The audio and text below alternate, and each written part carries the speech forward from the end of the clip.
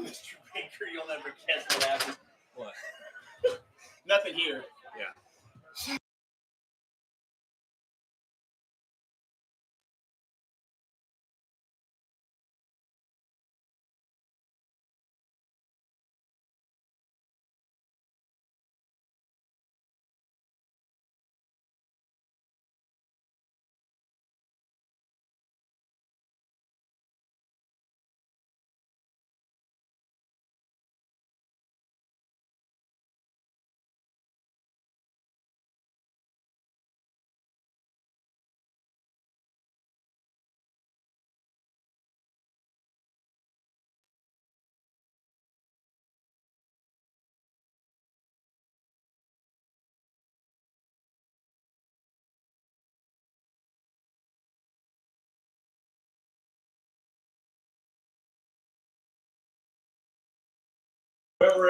Check. All right, ladies and gentlemen, welcome to another hopefully titanic struggle between two teams that will be future SWBL opponents. The Dayton Christian Warriors coming in at 4-1 versus the Waynesville Spartan with an unlikely record of 1-4. But I think, and we'll talk about this numerous times, Tyler, that it's based on the fact that they have played an extremely tough schedule. So we'll just take a look back into last week for DC. Running through their game last week against New Miami. 35-0 was the score, an excellent game for them. But as they come off of that opponent, which somebody that's 2-3 at this point, and gave them some early competition there in the first quarter, but definitely was able to take the lead and then stand firm the rest of the time. What differences do you see DC headed into this game with a Waynesville opponent? With Waynesville, I think they give a different challenge as New Miami did. Every team does. But for Dayton Christian, they got to continue that stride that they were on last week. Great game, continuing to build on that and not allowing Waynesville to feel like they're in the game. It's homecoming here at Waynesville. They're going to be up with emotion. They're going to be driven to do that. Dayton Christian needs to stay in themselves to keep themselves in this game and make it competitive on both sides of the ball. Yeah, it'll be interesting to talk a little bit about the Waynesville game as well. So they finished the game against Oakwood, a loss of 28-16 with 189 total yards, but they weren't beat in the game by yardage. In fact, Oakwood only had 246. It comes down to the old adjective that turnover battle usually wins the game, and Waynesville unfortunately turned the ball over twice, where Oakwood did nothing. So also the penalties seemed to hurt Waynesville last game. They had 7 penalties for 43 yards versus just the 3 penalties on the other side. So interesting to see as we come off a loss for Waynesville and a win for Dayton Christian. These two forces are going to hit here tonight in a beautiful night for football. Absolutely. Which seems like the weather's going to hold up for us the rest of the night. Clear skies, a little bit hot, but I think in time that sun going down is going to make it nice here. So for the rest of the evening, we're going to mention many times some leaders and stats and things like that. And what's interesting is to kind of talk about them as they compare to the SWBL, which they'll be in here in just a year. So right now, Dayton Christian Warriors sits at number 8. The top 12 teams make the playoffs. So right now they're 8th out of 12 teams with wins over Bethel Tate, Miami Valley Christian Academy, Middletown Madison, and New Miami, as we mentioned last week. A loss to start the season, which was 37-20 against Miami East. And again, a completely different set of opponents for Waynesville, starting off with Clinton Massey, which was a loss of 35-13, a win against Greenview, a tough Greenview team at 21-0, and then a loss against Goshen, against Brookville, and against Oakwood, and those two teams are 5-0. In fact, Tyler, when you look at the Waynesville opponents, their total records are 20-5. When you look at the combined record of the opponents for Dayton Christian, it's 8-17. Is there a concern on that when it comes to this game? Maybe a little bit, just because of some of the teams, Waynesville, not taking anything away from who Dayton Christian have played. They played very competitive teams. They're in two sides of they're in a different league. Waynesville plays more teams around this area. Clinton Massey, from experience, a state powerhouse that they start off with. And then you look at the schedule. Dayton Christian will get a lot of points in the playoff picture if they knock Waynesville off here tonight. Absolutely. Because of the schedule strength that Waynesville has. Yep, I would agree wholeheartedly. After that, they're going to have Cincinnati College Prep does Dayton Christian, Gamble Montessori, Worthington Christian, and Thurgood Marshall. So even if you look at the latter part of their season, they face 2 teams with winning records and then 2 teams, unfortunately, with losing records, where Waynesville the rest of the year is going to go against a 4-1 Carlisle team. They're going to drop down into the bottom half of the league with a 1-4 Middletown Madison, a 1-4 Eaton team, and then they'll finish out with Valley View at 4-1 currently, and probably with another win or 2 under their belts by the time they get to that spot. So it'll be interesting to see again the level of opponents. Does that prepare Dayton Christian, or does that prepare Waynesville to take the lead? I would see this as a very important game for Dayton Christian, honestly, not just for now, but a future look as well. Absolutely. I mean, this game will give Dayton Christian a true test outside of their first week game, where they're going to have to go back and forth. They're going to face some adversity. They're going to face some challenges, but to overcome those. And also, as you say, this is the league that Dayton Christian in future is going to be a part of. So they're never going to see Waynesville ever again. And to get that record on straight, Dayton Christian is looking to start that team record at 1-0 tonight. Absolutely. And they've already faced one SWBL opponent, which is Middletown Madison. They came up as a victor there, 39-28. Let's look at the points for just a second. Sometimes the scores can help us kind of figure out, even though right now it's not about common opponents necessarily, it's about the idea of are they able to score points. So right now, points for, when it comes to Dayton Christian, they're at 157. Points against, they're at 90. So right now they're winning the points battle for the year.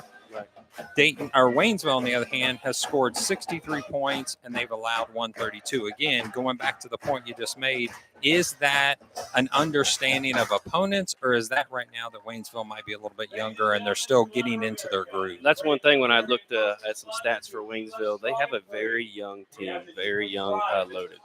We're going to take just a break and make sure we honor our flag by listening to the national anthem.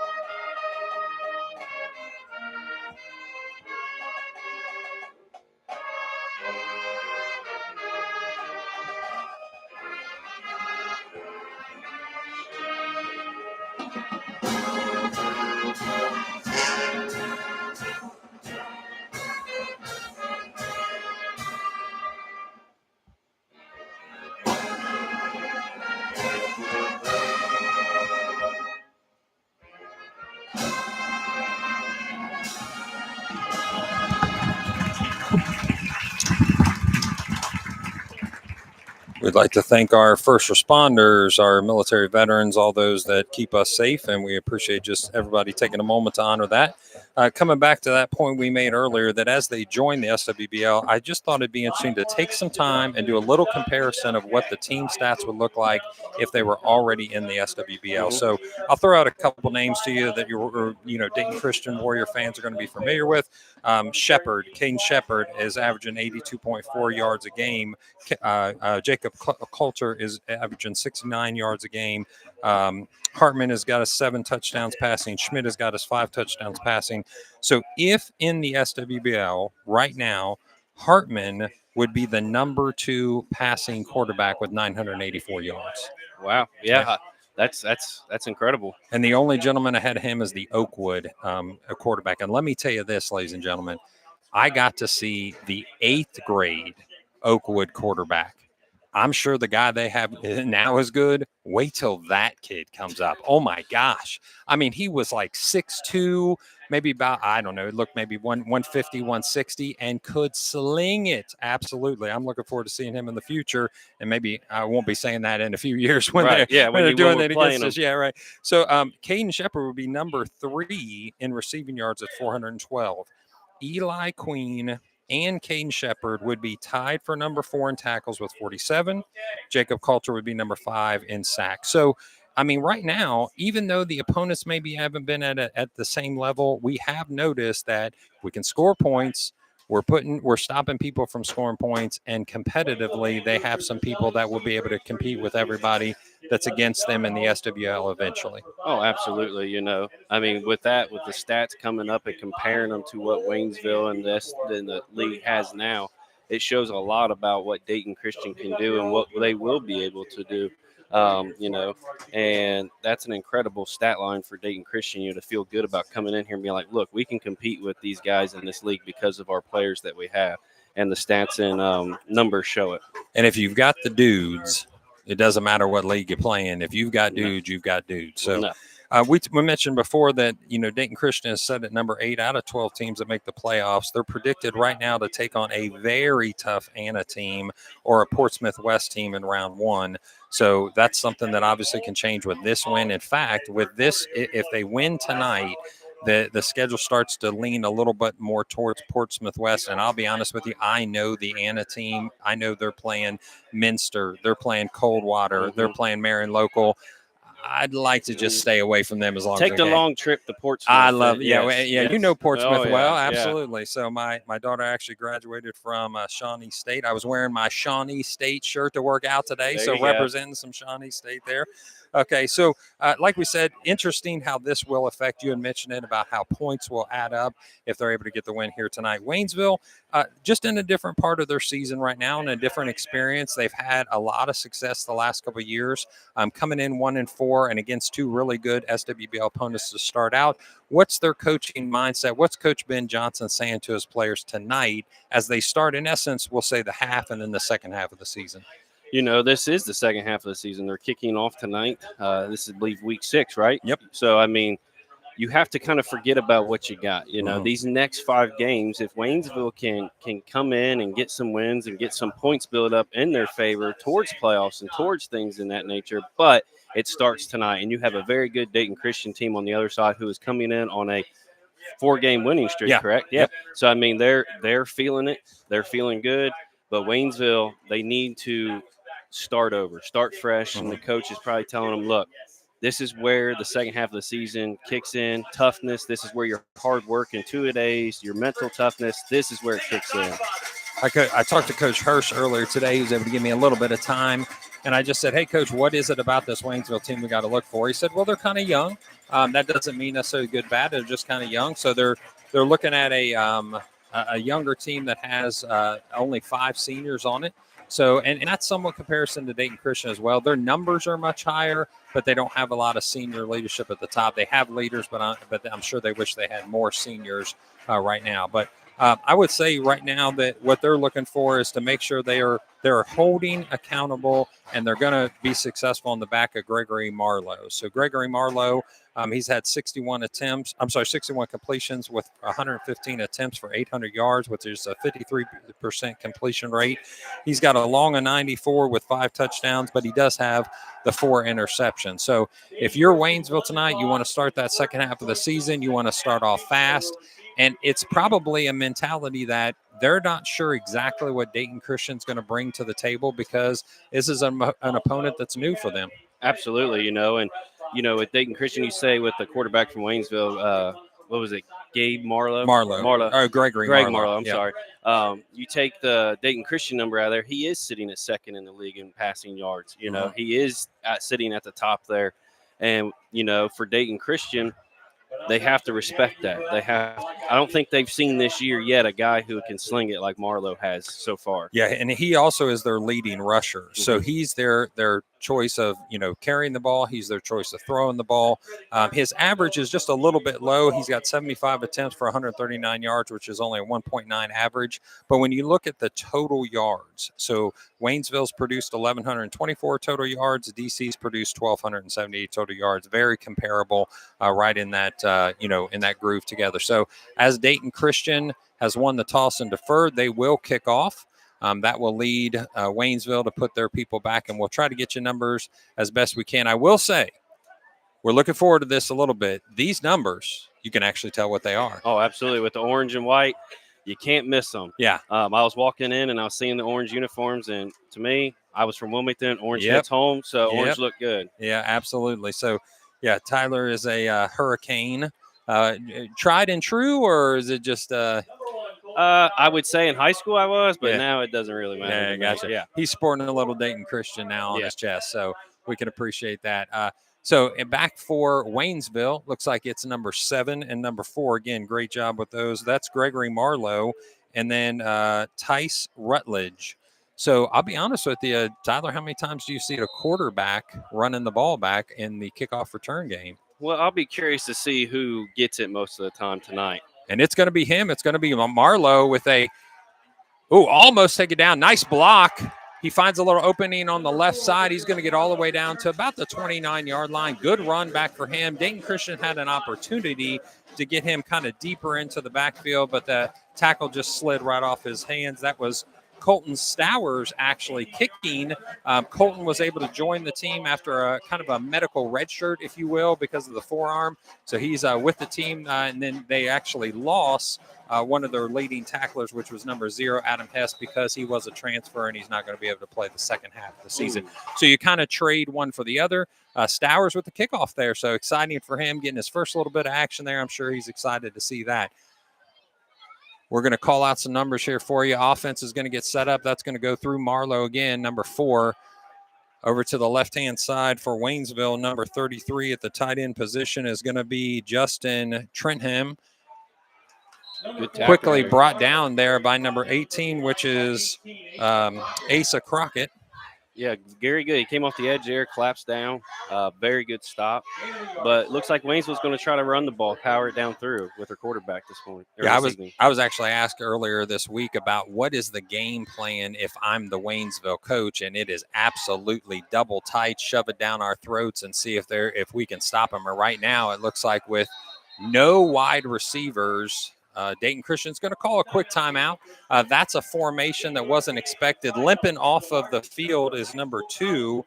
That's Brendan Linder. Let's kind of keep an eye on that. Of course, we don't want that young man to be hurt.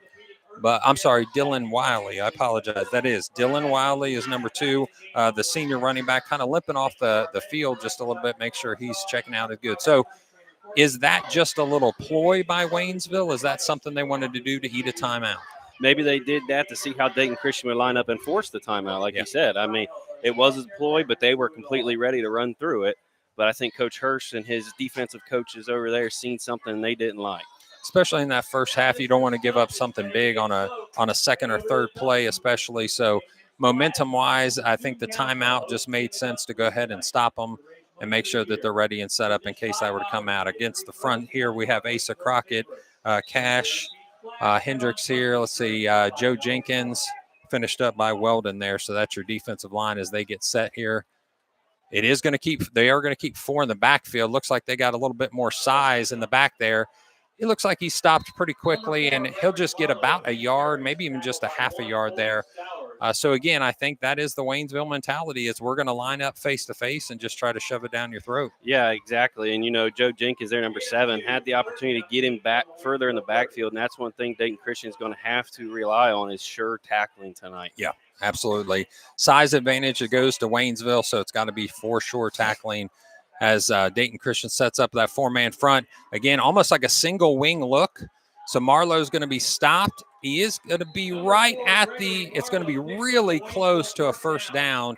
Yep, they're going to go ahead and move it. So they're going to move the chains and get the first set of downs moved for Waynesville. Almost like a single wing look. And if those of you that are old enough to remember this name, that looked like Jason Bainham from Williamsburg days. At one point, the leading rusher for all the state of Ohio, just a single wing right back to the quarterback in this case, running left and right. And they have an offensive lineman, number 70, in the backfield as almost like an H-back. It looks like he clears out the way. And there is Stowers on the tackle for just a 2-yard gain. Yeah, and it looks like Waynesville's ran the same play every single time. They've set it up differently with different formations, with the lineman in the back. They put 70 in there, which we can see right here. He's pretty stout, but they're running the same quarterback power, right up. It looks like the 7 hole, seeing what's going to happen. Another sophomore, Noah Lanier, in the back there, 6'3", 270 listed there as the up back. So that's a whole lot of coming at you. As a sophomore. Yeah, absolutely. So here we go again. Direct snap to the quarterback. This time he does hand it off to the running back. Stopped after about a almost 3-yard gain there. So it's going to be 3rd and 5 as they're methodical in their approach and they're eating clock. Yeah, it looks like they handed it off to a new one, 15, Max Sullivan there with the handoff, and that was just a simple read. Yeah, Sullivan at this point not even listed in the stats. So we'll see if he gets a couple more carries before this night is over. So 3rd down and a short 5, we'll say, as they line up. Again, the quarterback does find some room. He's going to get a first down by about half a yard or so. So if I'm not mistaken, they're actually going to wave and look for they're going to go ahead and move it and say the sticks are going for another set. So this seems to be the game plan, just a quarterback, like you said, left, quarterback right. And then we'll see how many times they lull them to sleep and try to get something over top. Yeah, one of my keys to the game that I was going to mention was for Dayton Christian was ball control. But it looks like Waynesville's trying to. They know Dayton Christian's flashed and got some quick hits, but they're trying to control that ball and keep their offense off the field. That's an excellent point. Is this a way actually just to keep Dayton Christian off the field and off to the races, left-hand side? Like we said, lull you to sleep, so he does go out of bounds. Braylon Biffle goes ahead and hits him out of bounds at about the 12-yard line. So it's just Novocaine, right? A little bit at a time, and eventually it works. And I think it was a wide receiver out here had got a nice block on Dayton Christian corner to spring that out to the left. Mm-hmm. Good blocking downfield, but Dayton Christian has to get off their blocks and make some tackles. That's a 38-yard gain for Waynesville. In the backfield, as you said, number 15, which is Max Sullivan. It's going to be a quarterback keep. He finds an opening on the left-hand side, bowls over 2 defenders. There's that sure tackling that you talked about, and there's a big, huge mass of human beings that are going down to about the 2-yard line, and that's just where the size is a little bit different. And Dayton Christian's hitting him on his upper half. Number 4, the quarterback, Greg Marlett, he's not small in size. He's very stout, and Dayton Christian is hitting him up or low, tackle him at his legs, get his legs. He ain't going anywhere with his feet not moving. 5'10", 190, and he definitely seems like he's, like you said, he's got some muscular build to him. So you got to hit him low, got to take him out. So on the 2-yard line, looks like 1st and goal from the 2. Waynesville, ball control the whole time up to this point with 10 on the clock. Snaps it straight ahead. He is stopped. That's going to be a stop there, probably right back at the line of scrimmage. That's Caden Shepard willing to get into the mix there and calls that. They're just going to say get back to the line. Yeah, it looks like Caden Shepard got in there. He was sitting on the end, and no one touched him, dived in there. That's what Dayton Christian's going to need here. Waynesville, as they set up, as they've been the whole time, they're going to have their halfback to the left. Extra lineman is to the left. Tight end is to the left. The snap, this time it goes to the running back. He's trying to get outside. 18 misses. That was Asa Crockett. Could have got him back at the 5, but they actually bring him back down at the 5. So it looked like a little bolt there from Asa Crockett. He was high, though. He was in his shoulders. But the good thing that he had was his team in pursuit of those as well, He had James Weldon there as well to help bring him down.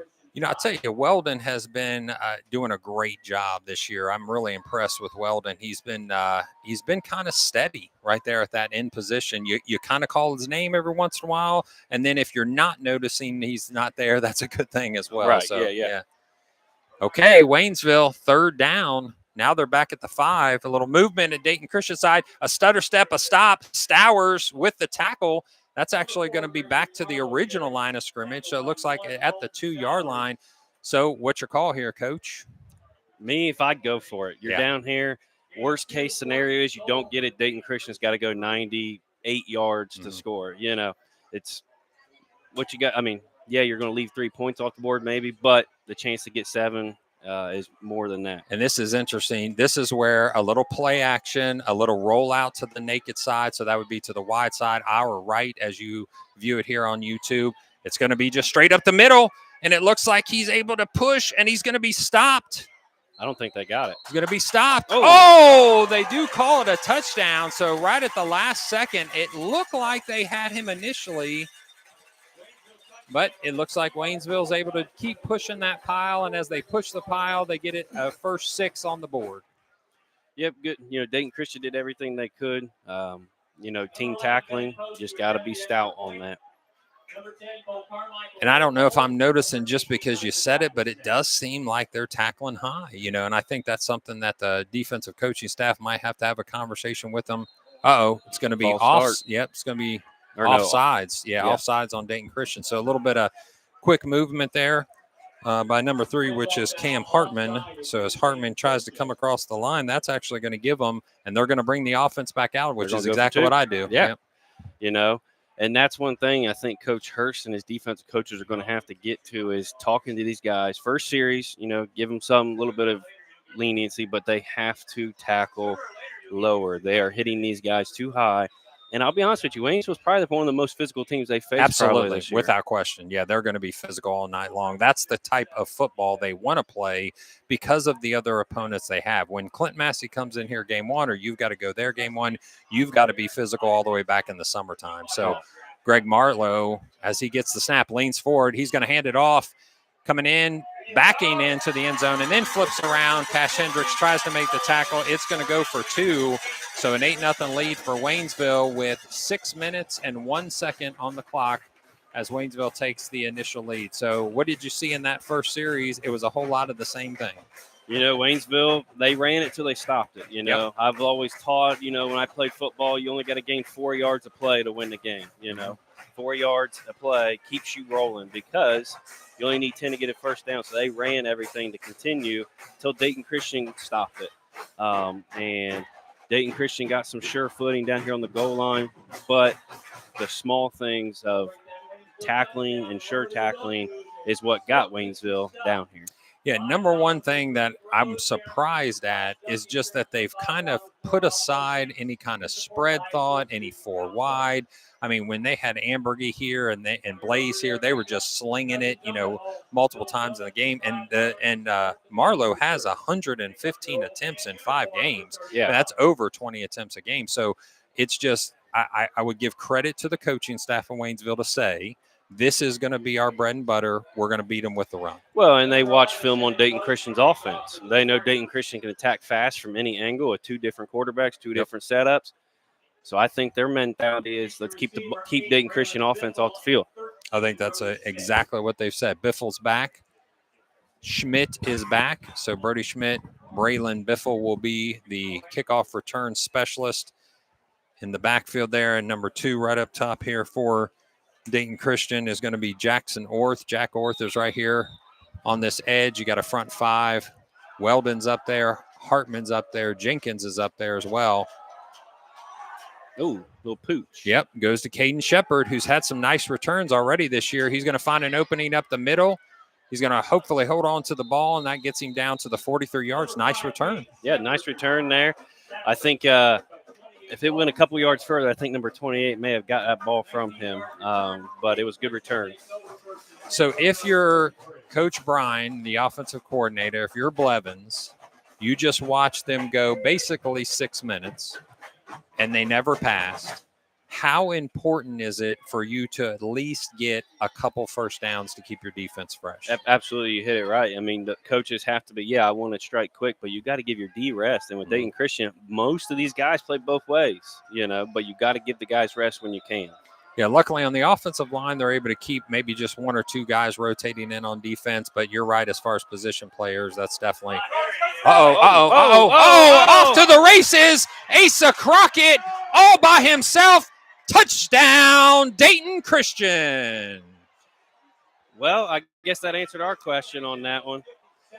Coaches weren't worried. They said, let's get a score real quick, get this momentum back on our side. Okay, so I didn't want to give something away. They actually told me that play earlier today, so I didn't want to say anything. They did, yeah. So they didn't. I didn't want to say anything in the broadcast, but they told me that play earlier today. Hey, They told me that play earlier today. Yeah. I would say that play panned out, and I think the offense was itching at it. But here's one thing I noticed. Who was the one that got the ball snapped to him? Hartman, wasn't it? I swore I thought it looked like Colton Stowers. Wasn't Oh, okay. it? Yeah. Oh, blocked. Oh, So a little exchange issue on the handle.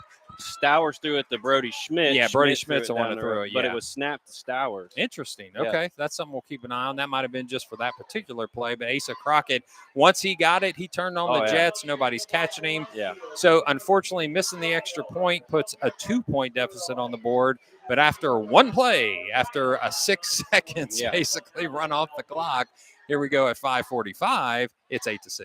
Well, and I think they kind of put maybe Waynesville in check a little bit. Say, hey, look, one play, we can go that far. Maybe they say, hey, let's see what we got after this. And that credit has to go again to the coaching staff. So as much as we want to compliment Waynesville for understanding what they needed to do, coach from Dayton Christian, obviously Coach Blevins, who again said something to me earlier today to keep an eye on that first play. I had a feeling that was going to be something to that effect. Nice pass by Brody Schmidt, hitting right in stride.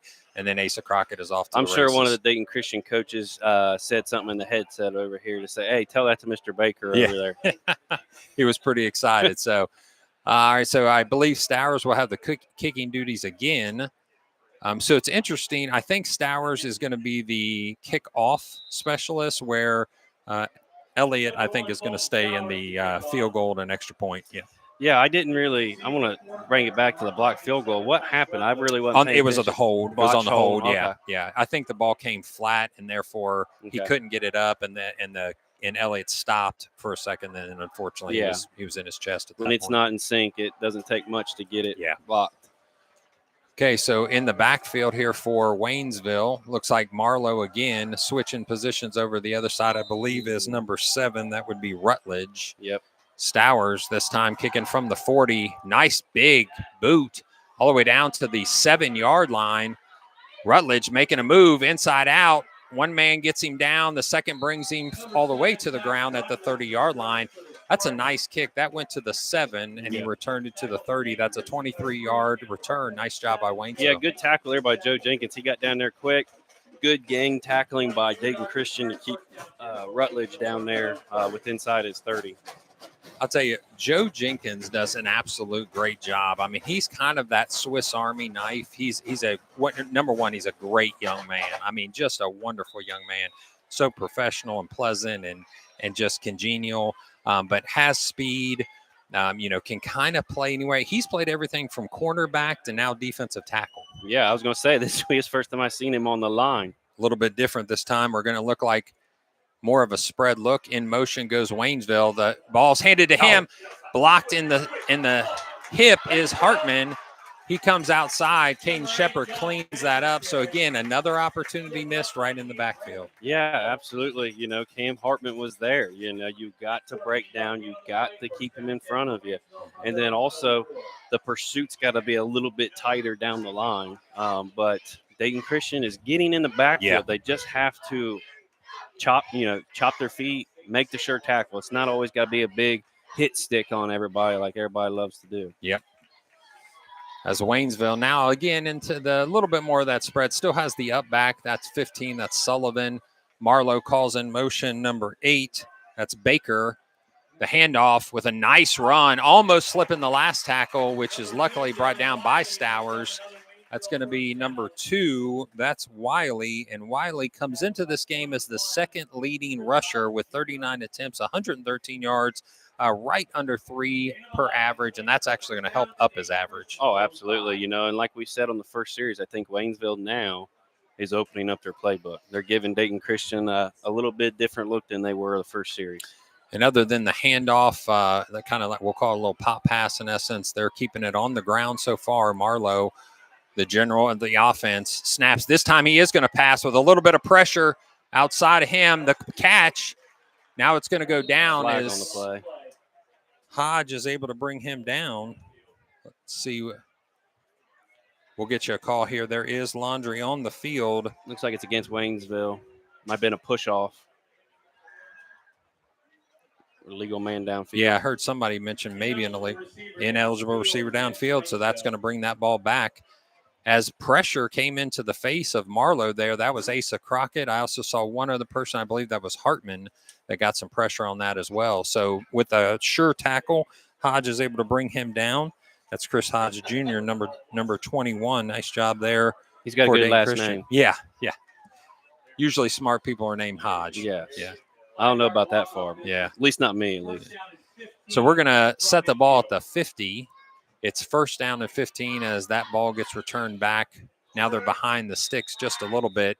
Let's see if the pressure gets turned up just a little bit more by Dayton Christian, who's been in the backfield quite a bit. Number 7, the receiver out to the left. That is Rutledge. Marlowe with the snap, looking for Rutledge on left side. He sees him. Times it well, does Brody Schmidt, but he's able to body him just a little bit. That was like a basketball block out, basically. Oh, yeah. I mean, Rutledge, I think it's listed here at 6'1". Honestly, he almost looks like a little 6'2", maybe a little bit. Yeah. And nothing taken away from Brody Schmidt.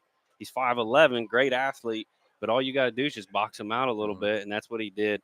But Dayton Christian gave him a little bit of a cushion, too, as well, and I think that's an adjustment that Dayton Christian will do here very soon. So what was first down and 15 is now second down and 3. Nice play by Waynesville. The Spartans on the move here, going right to left on your TV screen as Marlowe barking out orders. He's going to get the snap. He's going to hand the ball off. Up the left side of the offensive line is Wiley. Again, Wiley looking like their bell cow right now as he gets the ball for another carry, and that's going to be a first down run. Yeah, another tackle there by number 21, Hodge, getting off there. But number 1, Colton Stowers had him, and they're just letting him go. That's one thing I've noticed. They're tackling high, and they're grabbing jersey. And these jerseys that they wear now are so tight, you're not going to get it like you did 15, 20 years ago. Tight and slick, the type of material. I agree. Yeah, when I was playing, you had enough material that you could grab them and pull them down. Not so much anymore, and that's some of the technology of the game has changed. So this time, 2 receivers to the right. The running back's also to the right. Up man is to the left. He's going to make a change. This time they're going to call timeout.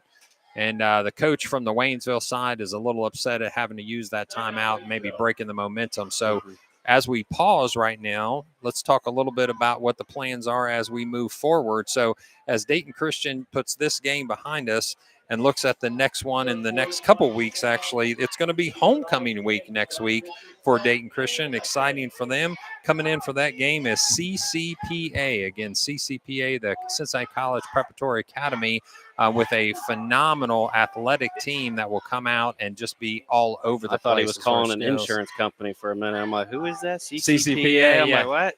Yeah, they're doing a good job up there. A competitive team each year comes out of CCPA, and that's going to be homecoming. So if you can, join us for our homecoming festivities next week. After that, you're going to see Gamble Montessori, Worthington Christian, and Thurgood Marshall. After that homecoming game next week, the next 2 home games will be the 9th and 10th games, hopefully preparing for the playoffs as Dayton Christian comes back to the field. Their defensive set now. The offense of Waynesville looking more like what the coach wants at this point. That's going to be 2 receivers to the right. One of those is, I believe, Rutledge on the inside. Ooh, hit in the backfield. Almost stopped from the handoff that time. Joe Jenkins in the backfield again. Joe Jenkins, Joe Jenkins able to make a play behind the line of scrimmage. He's going to lose almost 5 yards there. Nice play. What he did was when that guard pulled, that guard came out, he just followed him, and the tackle didn't get down quick enough to crush him down into the A-gap. It's like the coach and gives you keys, and when you follow them, what do you know? It happens. Yeah, right. They get paid big bucks for a reason. Okay, so Dayton Christian trying to make a stop here after an 8-6 lead is where Waynesville brings this ball at the 35-yard line. The snap, Marlowe steps back, a little pop pass. Wide open is the receiver. That's Wiley. He's going to take off and touchdown, Waynesville. They set it up pretty good. Yep. That's one of those keys that we talk about. When the linemen get through like there's nothing there, pump the brakes a little bit. Yeah, I think the coach, and again, it's almost like a little bit of a chess match so far. It's kind of neat. So their coach obviously saw a lot of upfield movement, a lot of pressure, and how do you beat pressure? You let them come, and then you toss it right over top of them. Screens, draws. Those are usually what people come against when it comes to pressure. So this time a snap, the kick. Ooh, it's going to actually go off the right upright, so that's no good. So it's going to be 14-6, keeping it a one-possession game. Yeah, like Waynesville did a smart thing there. They were using Dayton Christian's, pin the ears back mentality of hitting the gaps hard. Like, let's use it to our advantage. They're going to come running at us, let them through, and let's just dump it right over top. So for those of you that want to check in, no matter where you're listening from, we'd love to know where you're listening and watching from. You can text the number 513-655-7438. Again, 513-655-7438. That'll come right here to the booth. Let us know where you're watching from. We want to know if you're maybe in another state. Make sure you like and subscribe so we can make sure and get this at the top of the algorithm for everybody as they come next week. We appreciate Bruce Horseman joining again for our camera work. Tyler Hodge, my color guy here to my right. My name is Matt Baker, and I have the pleasure of actually being the head of school at Dayton Christian. So we try to support both teams, but we might give an extra bit of love at times for our Warriors. So what are you going to do if you're Dayton Christian now? You got another one up your sleeve? Ooh, I don't know. That's a good question. Well, you said running until they stop it. So do you just run that play again? I don't know. I leave that up to the guys who get paid to do that. That might be a one and done. Again, 513-655-7438. If you'd like to check in, we'd love to know where you're watching from. We'll also have a question of the game later in the game, and you can respond at that time. So Brody Schmidt way back on his 1 yard line, finds an opening. He's going to break it. He's breaking off to the right all by himself. Now, Waynesville with a nice from behind tackle. He got hawked from behind. And who was that? That was number 30, 11 or 33. 33. Wow. That is impressive. That young man has got some wheels. He turned the Jets on, I'll tell you that. Because let me tell you, Schmidt is probably one of, if not the fastest player that we have, and that was number 33. I've got to give that young man some credit. We called him earlier. That's Justin Trentham.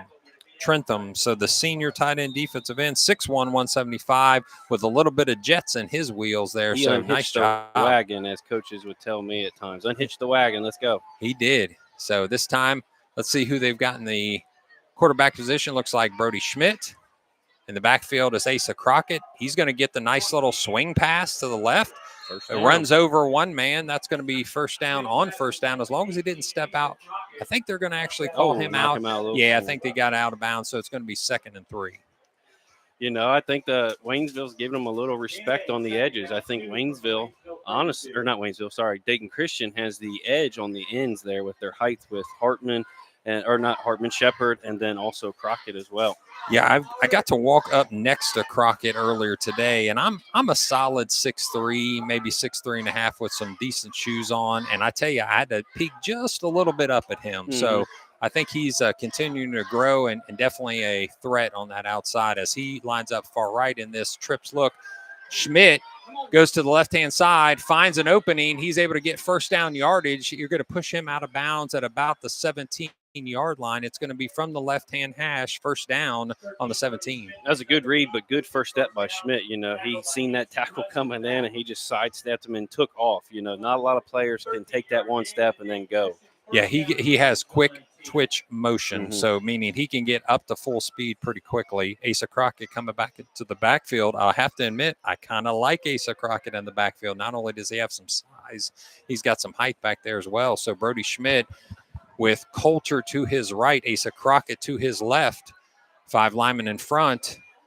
He doesn't know what he's going to do, so he's just going to run it himself outside. Trips on the grass monster there. The turf monster got him and took him down. Yeah, exactly. Yeah, even our announcer friend agrees it was the turf monster that got him. Same thing that got Joe Burrow. Yeah, there you go. No gain on that play. Now we're just moving from the left hash to the right hash. What's interesting, Tyler? Put this in the back pocket for just a minute. Last time we called a game, Jacob Coulter, I'd say, was kind of quiet. In fact, if I remember correctly, maybe 1 or 2 carries in that first half at Madison. And then what did he do in the second half? But almost just take over. And yeah, Tyler called that. Yeah, absolutely. Yeah, exactly. And that's one of those things. I think they're just kind of like Waynesville. They're baiting them to see what they do here. The pass is looks like he was nobody in there, and I think it was uncatchable. An eligible man downfield.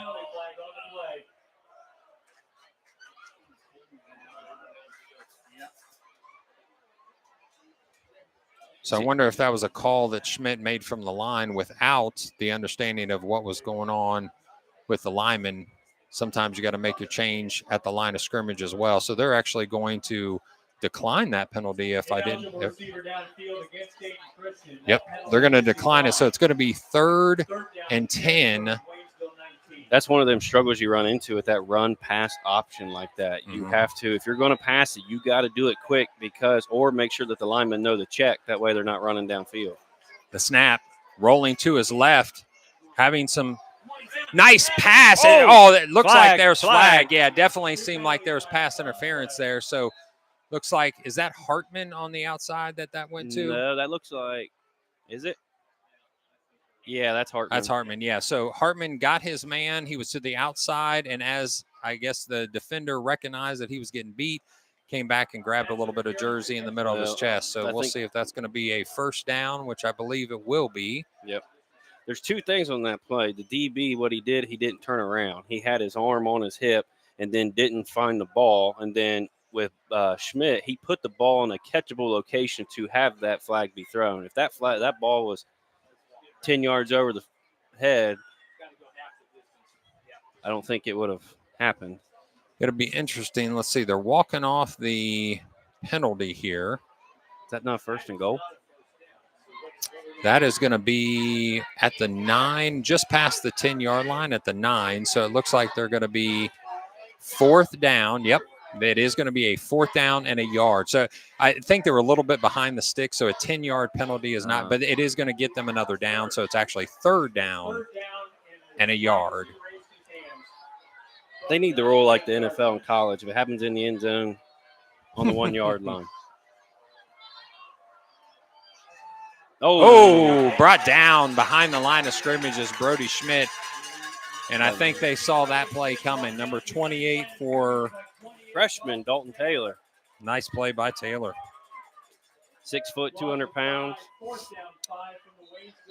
As I said to Coach Hurst, when you have a team like this, we're into the first quarter, so it's 14-6 right now with Waynesville up. When you've got a team like this in Waynesville that is starting a lot of sophomores, they're going to take some lumps. They know that. They recognize that. But, boy, watch out here in a couple of years. That's concerning. Everybody takes that as a negative. And for the season, when you have that rebuilding season, it's hard not to get discouraged. It's hard not to get on the wagon, I would say, the bandwagon of, well, coaches are doing this, players are doing this. I remember that my sophomore year, but our junior, senior year, that's what paid off, In Waynesville, they have that. I mean, I would say 70% of their roster is sophomore, freshmen. Yeah, it looks like they're very heavy right there. So as we have somebody checking in for us here, let's see what we got. We got how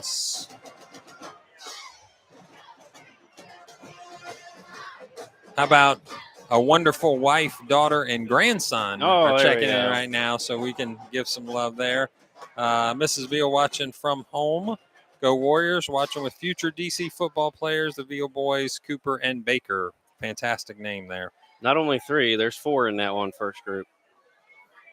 How about Danny from Chicago? Oh, wow. I really enjoyed this game. This is Danny from Chicago. We're big fans of Dayton Christian football. Love it.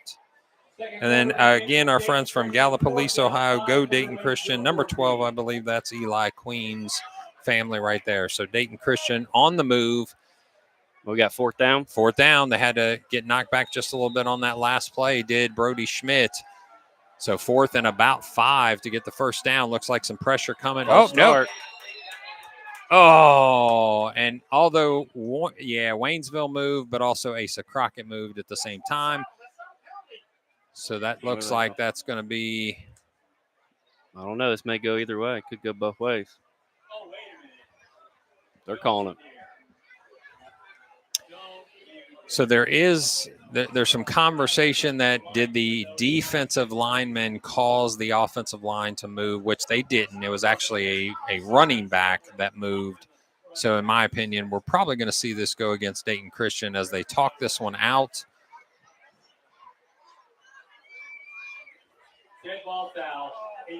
Wow. Now that is a surprise, ladies and gentlemen. So that should move them. That should be a first down, shouldn't it? I believe that's going to take them into a first down, but where it looks like it's right on the line there. This is where you need a push-tush or whatever, tush push or whatever they call it. Tush push, push, yeah. Okay, so it looks like they're going to have potentially a measurement. Coach Hurst is on the field right now. Coach Kidd needs to make sure and get Coach Hurst back. He is way on the field, and I know that we have a get-back coach. So I think where's he at? I don't even see him here. He's over there. Is he over there? Yeah. Taylor, do your job now. Come on. Yeah. Now we got the movement there. Okay, that does make sense because it was fourth and looked like about 5. Now it becomes first and 10. Or, I'm sorry, first and goal from right inside the 10-yard line. Math don't lie. 5-yard penalty, 5 yards to go. Yep. Should make sense. Yeah. This time with a new set of downs, Brody Schmidt with the snap. Coulter met in the backfield, although he is able to at least try to get some movement. Brought down viciously again. Trentham is one of the guys that brought him down, and right now it looks like they're keying on any run. It doesn't matter if it's Schmidt or Coulter. There, yeah. Or even Crockett. I think, man, if it was me, I'd take a shot at the outside. You got 6'3", 4 over here on it. Who's number 1 for Waynesville? How tall we got here? 5'9". Yeah. So it looks like a 2x2 set, which is a little different. They're usually in a trips look. It looks like Asa Crockett and Hartman are here to the left. Waynesville chomping at the bit. Lots of pressure. Coulter makes it happen. He's able to hit and stick out of bounds. He's going to go out of bounds at about the 2, maybe? 2 or 1, depending on where that collision took place. That's a nice pass by Schmidt. Just got it out of the reach of the Waynesville defender. So it's going to be 3rd and goal from what looks like to be about the 1.5, maybe. Well, I'm trying to look at the yard guy over there, but he ain't lined up on the ball. Is he? I can't even see the ball. So from the right hash, okay, we are set. It's right past the 1 yard line. Okay. So 3rd and goal from the 1.25. Schmidt with the snap. He tries to take it himself. He's up and scores. Touchdown, Dayton Christian. That's just an athlete being an athlete. They're going for 2. Now, this is a little philosophical conversation. Is it a little early to chase points? Do you just go ahead and take a kick? You go 14-13? I don't know, because Coach Blevins struck that 2 fingers up there right as he went in. There was no hesitation. Coach Hurst wasn't around. It was Coach Blevins there throwing the 2 up. And we talked about this in the last broadcast, that every offensive coordinator has about 4 or 5, maybe even more times, 2-point conversion plays. So this goes into the first one on that list probably if they like something they've seen. He tries to find an opening, spins backwards, throws it up, and he gets it. Nice job, Braylon Biffle. Wow. Just tossing it up and letting somebody come underneath it. I tell you what, that makes your coaches go, yes. Because if that was picked off and returned, that's the other 2 way. points. Yeah, it is. So, yeah, luckily Braylon Biffle comes down with that ball in the end zone for the 2-point conversion. So let's knot it up at 14, Tyler. What are we thinking here as we go 11 minutes in the second quarter? I think Waynesville came out kicking, and I think Dayton Christian obviously matched that intensity. And I think both offenses are doing a good job. Both defenses are doing a good job, but offenses are capitalizing on long drives. I don't know how long Dayton Christian's was, at least 3 to 4 minutes. I know that for a fact because it went into the first quarter. Now we're a minute into the second quarter. Mm-hmm. They're keeping Waynesville's offense on side. Their defense is winded. This is what the ball control I think Coach Hurst, Coach Blevins wanted to do to extend that physicality that you said that they got to match Waynesville. When you play Clinton Massey, when you play Goshen, when you play Greenview, Yeah. physicality is just – you talk about physicality before you talk about talent. Yeah. You know. Agreed. Yeah, I mean those teams are great examples of people that are going to bring the thunder when they're running the ball, when they're tackling. Big weight room guys are the Clinton Massey Falcons or your Goshen Warriors, who's having a great year actually. Goshen's doing a great job. I think one of their best seasons since 2017 to start. And actually, this is one of the best seasons for Dayton Christian, if I'm not mistaken. One of the best starts since I believe about 18 or so. The kick Stowers end over end. Comes to Rutledge. He gets it at the 10. He finds space to the left, makes one person miss. He's off to the races on the left-hand side. A second person tries to spin. Stowers brings him down. Yeah. That's one of those things. You know, the guys on kickoff team, you got your gunners on the outside, which was Hodge over here on the far, close side to us here on the press box. You know, he got down there making the tackles, but your guys in the wedge got to get through it to be able to help them out as well because they're funneling them in. So Marlowe coming back to run his offense. Do we dare say it? Do we dare jinx either side and say, is it the turnover that's going to be the difference potentially? Right now, you got 14-14 knotted up, 10:59 left on the clock in the second quarter. And right now, it's been a turnover-free battle. Let's see who's going to break first. Rutledge is the receiver to the right. Marlowe barking out the cadence. He gives the ball to Wiley, who's been excellent so far with another fantastic run on first down. Doesn't He's still stop. going. Absolutely. Man over man. He is just bowling with a 20-yard run on first down. And I'm telling you, it's that mentality. You've mentioned it. It's a toughness. It's physicality. And honestly, they play basketball the same way. Oh, yeah. Waynesville plays basketball like they play football, and that's not a put down. That's No, not a it's derogatory not. statement. They are always physical. If it's on the court, if it's on the field, the girls are no different. I mean, I've seen girls basketball games. Coach Gabbard, who's been here, I believe, more than 50 years at this point. I don't think I'm exaggerating there. That's how they play at Waynesville, and that's a compliment to them that they are so physical. Waynesville, after a 20-yard run by Wiley, snaps the ball. This time he's going to throw. Rutledge gets that, goes out of bounds, or no, actually is brought down inbounds at the 22-yard line. So open in the playbook, like you said, with a little more action on the outside goes Waynesville. You know, Braden Biffle on the end there. But back to the last play, you coach linemen. Mm-hmm. You know, one thing Waynesville's doing very well is their linemen are getting to the second and third levels on their blocks. Yep, that's right. That's a huge thing. When your line can advance and get you more blocks down the field, that's why the running game is taking off. It doesn't start with the running back. It starts with the 5-6 guys on front. And it feels like they're trying to attack the edges because so much pressure had come up the middle, especially in those first couple series. Marlowe, again, with an outside zone run, it looks like.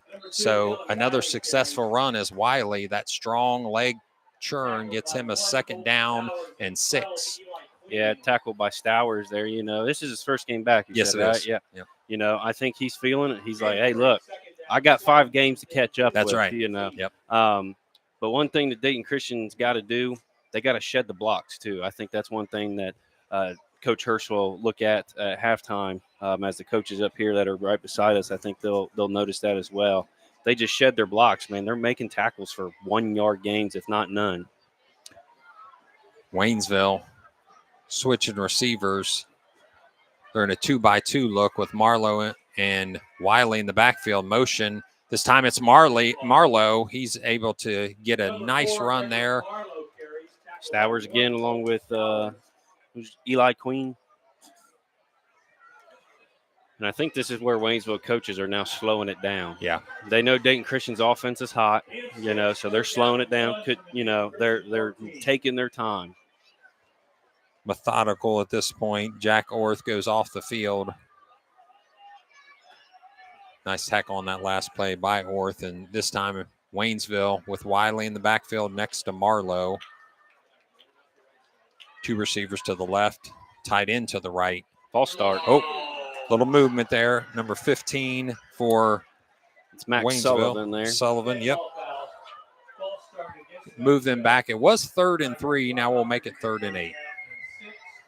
Those are those penalties that we talked about. You talked about, is a turnover going to be the thing, or is it going to be put – when you have those momentum killers on your drives, those will be more damaging sometimes than even turnovers will. Yeah, last week they had 7 penalties for 5 yards, and 7 penalties does kind of show just a young team at times, Yeah.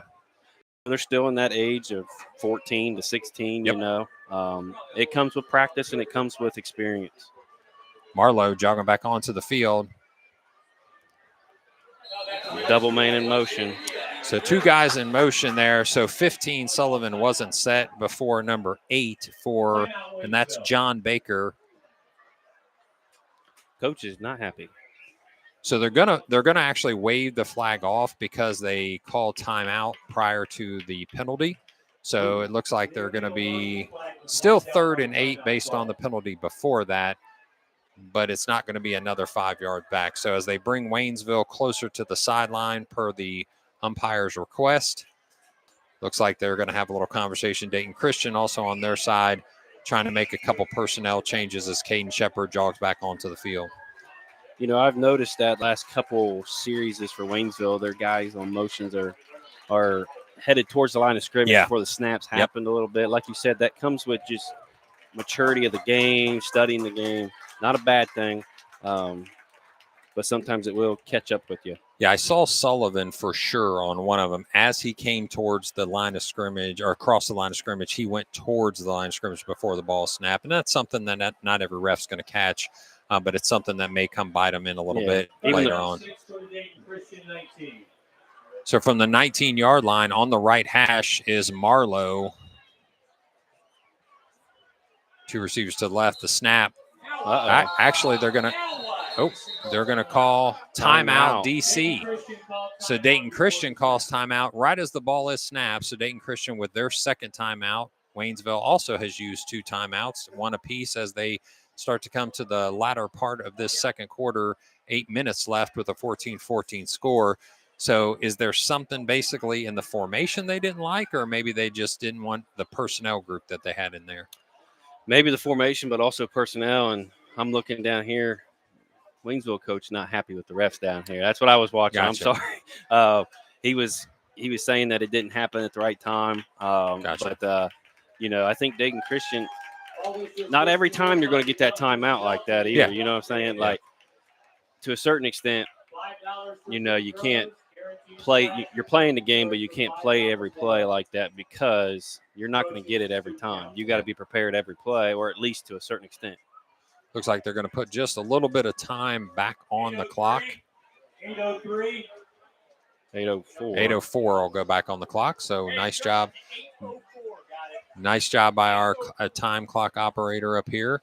We appreciate the Waynesville, the AD, helping us out here, get set up for tonight's broadcast. Also, our friends up here in the booth that's giving us a little space. We appreciate that as well. Absolutely. As Waynesville sets up, 2 receivers to the left. Wiley, the running back, also to the left. Marlowe. The snap. Wiley gets it. Stopped pretty quickly as he's brought down by Weldon. Another tackle by Weldon, doing a nice job here tonight. I think that's one of them safe plays. Keep them in front of you. It's 3rd and 7. But I think Waynesville here going to go for it. 4th and 5 as Marlowe comes back, and it's actually we'll say 4th and a long 5 or maybe a short. Maybe 4. they try to get him on a dummy call here. You got to watch the ball here. Yep, watch the snap count. I think that's what.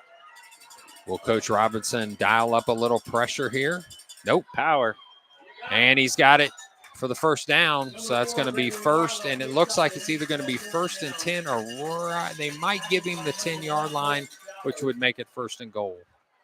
Quarterback power. They didn't deviate from it. That's the same play they ran the first series. And like you said, run it till they stop it. And it looks like that's the mentality of the coaches. They're going to that whenever they need to get those 2 or 3 yards. So they can get another first down before they score. So ball's placed right outside of the 10-yard line. It's going to be 1st and 10 as Marlowe sends in motion. Wiley outside. Nice play, nice run. He's going to be brought down at the 2-yard line. At Hodge the 3. and Queen with the tackle there. Looks like Hodge got up limping a little bit. Ooh, we got an injured Spartan on the field. Let's make sure that young man is okay as the trainers get out there quickly. 6:42 left, 14-14 is your score. And although, as you said, Tyler, the defenses are doing good, meaning that, other than that quick strike at the very beginning of the game, because the play was kind of called during the week, I mean, they've had to work for it. 6:42 left. The game actually feels like it's kind of taken a long time, believe it or not, from up here in the booth. But, 14-14 at this point, is there a conversation around, just simply – tightening double tights again, going back to the 3 in the backfield, making it slow and methodical and steady. Go ahead and get your score here, put your team back on the field as a defensive unit, and hope you get a stop. You go into halftime with the lead. If it was me and I was coaching, that's what I would do. I would put myself back in the position I was in the first series with the 3 in the backfield, with number 70 back there leading the way. Gaining your 3 or 4 yards per play into the end zone, taking maybe 3 more minutes off this clock, and letting Dayton Christian's offense sit on the sideline. The snap to Marlowe. Ooh. Brought down pretty quickly, although he is able to lean forward there for a yard. Caden Shepard's had a nice game in tackles so far. Also, Chris Hodge Jr. has had 4 tackles, and Colton Stowers, like you said, right as the game that he gets back on the field, he's already put 4 on the board for tackles on defense, plus a couple nice kickoffs as well. Yeah. Into their spread look goes Waynesville, 2 receivers to the left, single tight end to the right. It's just quarterback power, as you said. He got in. He's going to go over the goal line, and that's a score for Waynesville. You were talking about the turnovers. I think it's going to be a special teams error that's going to get the win tonight. Okay. We've already seen a missed field goal by Waynesville. We've seen a blocked field goal or missed field goal by Dayton Christian. One thing we haven't seen, nobody's punted yet. That's a good point. 6:05 into the game, into the second quarter, and we haven't seen a punt yet. Don't jump off sides if you're Dayton Christian. It's already happened once. Ooh. Looks like the Waynesville kicker almost went. This time it's right through the uprights. 21-14 is your score. Waynesville up by 7 as the second quarter ticks off. 6:05. The Waynesville crowd, excellent showing here for homecoming night, as a beautiful night for football is in front of us. We appreciate the community of Waynesville welcoming Dayton Christian, the Warriors, here for this fun evening, this great battle so far. 21-14 is your score. We appreciate those that have joined us. We've got some that are viewing here from, in different states. If you would like to let us know where you are watching us from right now, 513-655-7438. Feel free to text in where you're watching from, maybe who you're supporting. Give a shout out to maybe a certain player, maybe even a coach. You never know. And also, we'll have a question of the game as we enter into probably the third or fourth quarter. What do you do here if you're Coach Hurst and Coach Blevins? You get the ball coming out of half, right? Yep. Do you strike quick, or do you take this all the way down, no time, score, go into halftime with that momentum, or do you just score, forget about how much time may be left, and let your defense go back out there, who was just on a drive for a pretty amount of time? Yeah. If I know Coach Blevins as I do, and we're still learning each other as it's his first year as our offensive coordinator, I think he's always thinking strike first. He wants the points. It doesn't matter how quick he gets them. 1 play, 12 plays. He just wants to put points on the board. And with a booming kick again, Schmidt needs somebody to block for him. Right now, he's just trying to find some space. He's going to make one person miss and get another probably 6 yards based on that little shake and bake.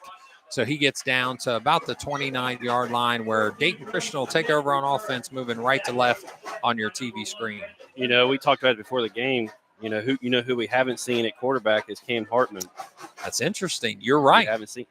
You're right. What was that? 24-yard return. Maybe Coach Blevins, Coach Hurst talked about it. Maybe they're saving the tandem for a second half.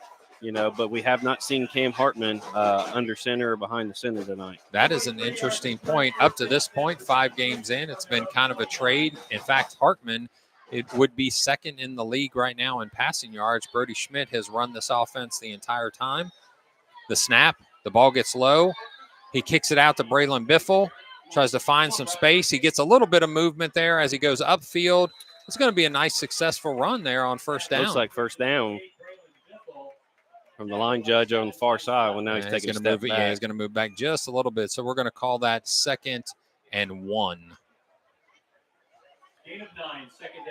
Got to be careful on the snap there. It looked like the snap was a little low for Schmidt. That's one of those things that you got to be careful of, especially in your own territory.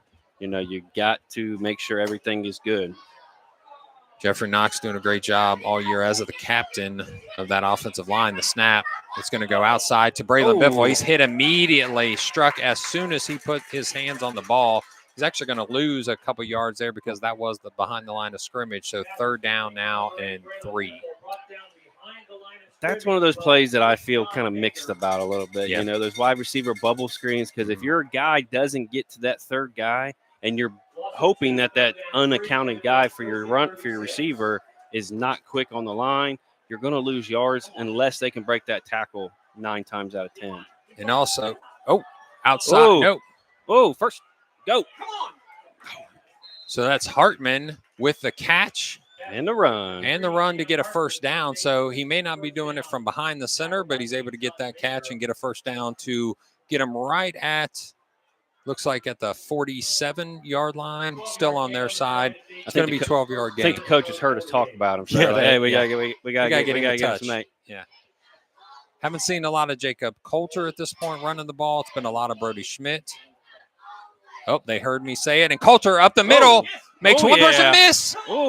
Over top, runs over 2 people. That's going to be a nice first down run on first down. He was taking names. He was saying, guess what? You ain't stopping me.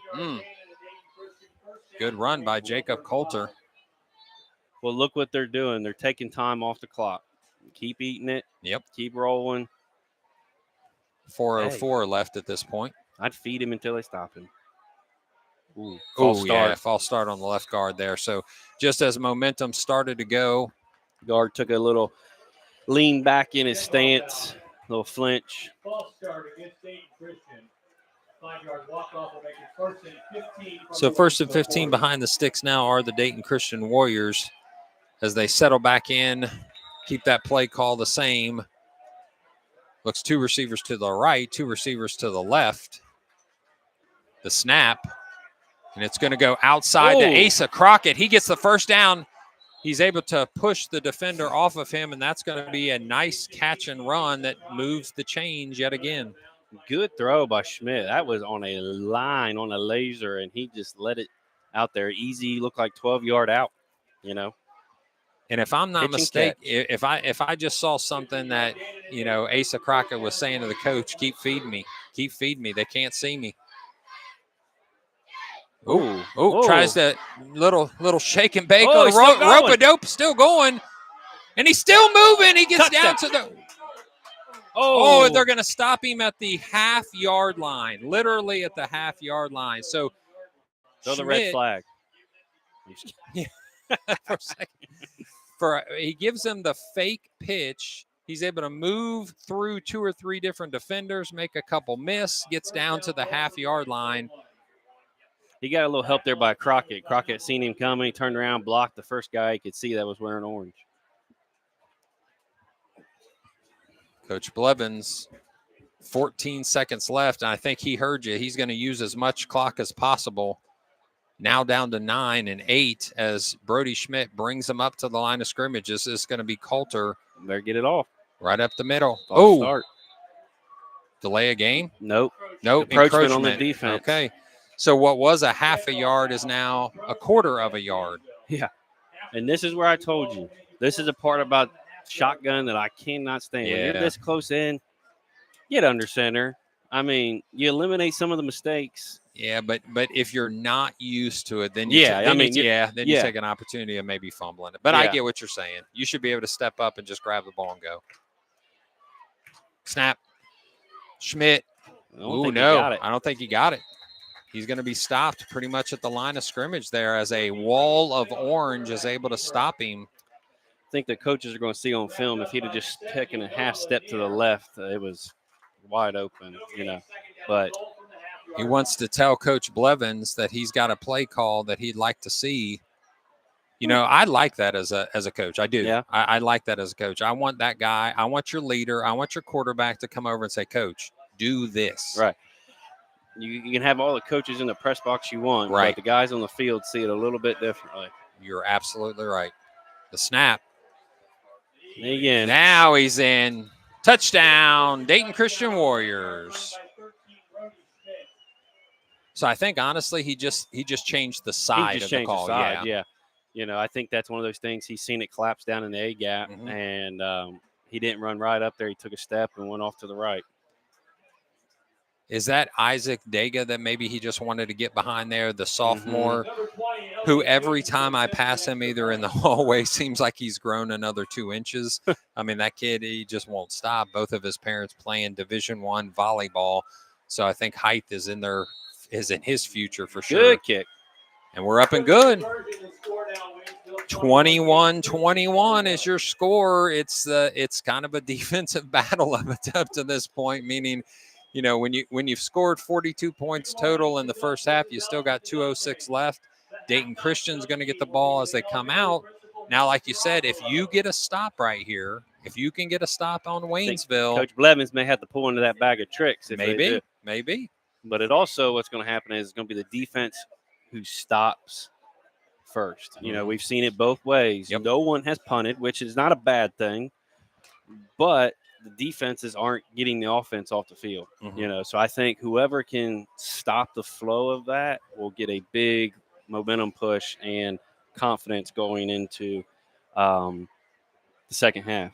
You know, what's interesting is Rutledge is their punter, and he is excellent. Actually, he's averaging over 30 yards a punt. He's got 22 punts for 659 yards, and he's got 4 inside the 20. So actually, they got a weapon. If they need, it is a weapon, no question. If they need it, he's ready to go. So again, if you're watching, we appreciate you checking in. Like and subscribe to make sure that we can keep this broadcast going. You can check in at 513-655-7438. Let us know where you're watching from. As Stowers, as he's done all game long, with a nice kick. You got to keep him in front of you. Marlowe with the ball. It bounces. That's a live ball. Hodge makes a miss. Marlowe now off to the races by himself. Luckily, Dayton Christian comes behind him. He's got to stop him. On the play. There's going to be a couple flags on the play. So you had mentioned it before, Tyler, that we've seen a couple plays where we didn't break down for the tackle. If anything, you break down and you stop their momentum and you ask somebody else to come in for you. You know, and that's one of those things that we had to talk about. I talked about we've seen a good returns from both sides of these teams, you know. You got to keep them in front of you, especially here. Dayton Christian had an opportunity. He botched the kick. He botched the hole. Hodge was down there. Just grab a hold of him and let your teammates come grab him. So it's going to go against Waynesville. Not a legal shift, is it? No, I'm not sure what he called. Blindside block. Gotcha. Okay. I was going to say, there's no way you can have an illegal shift on a kick. Blindside block. Our expert here in the press box helping us out with that call. We appreciate it, sir. We'll make sure there's a little something extra in this check next week. So, yeah. It's one of them new rules that to protect the kids, you know. You see it in pros. You see it in college now.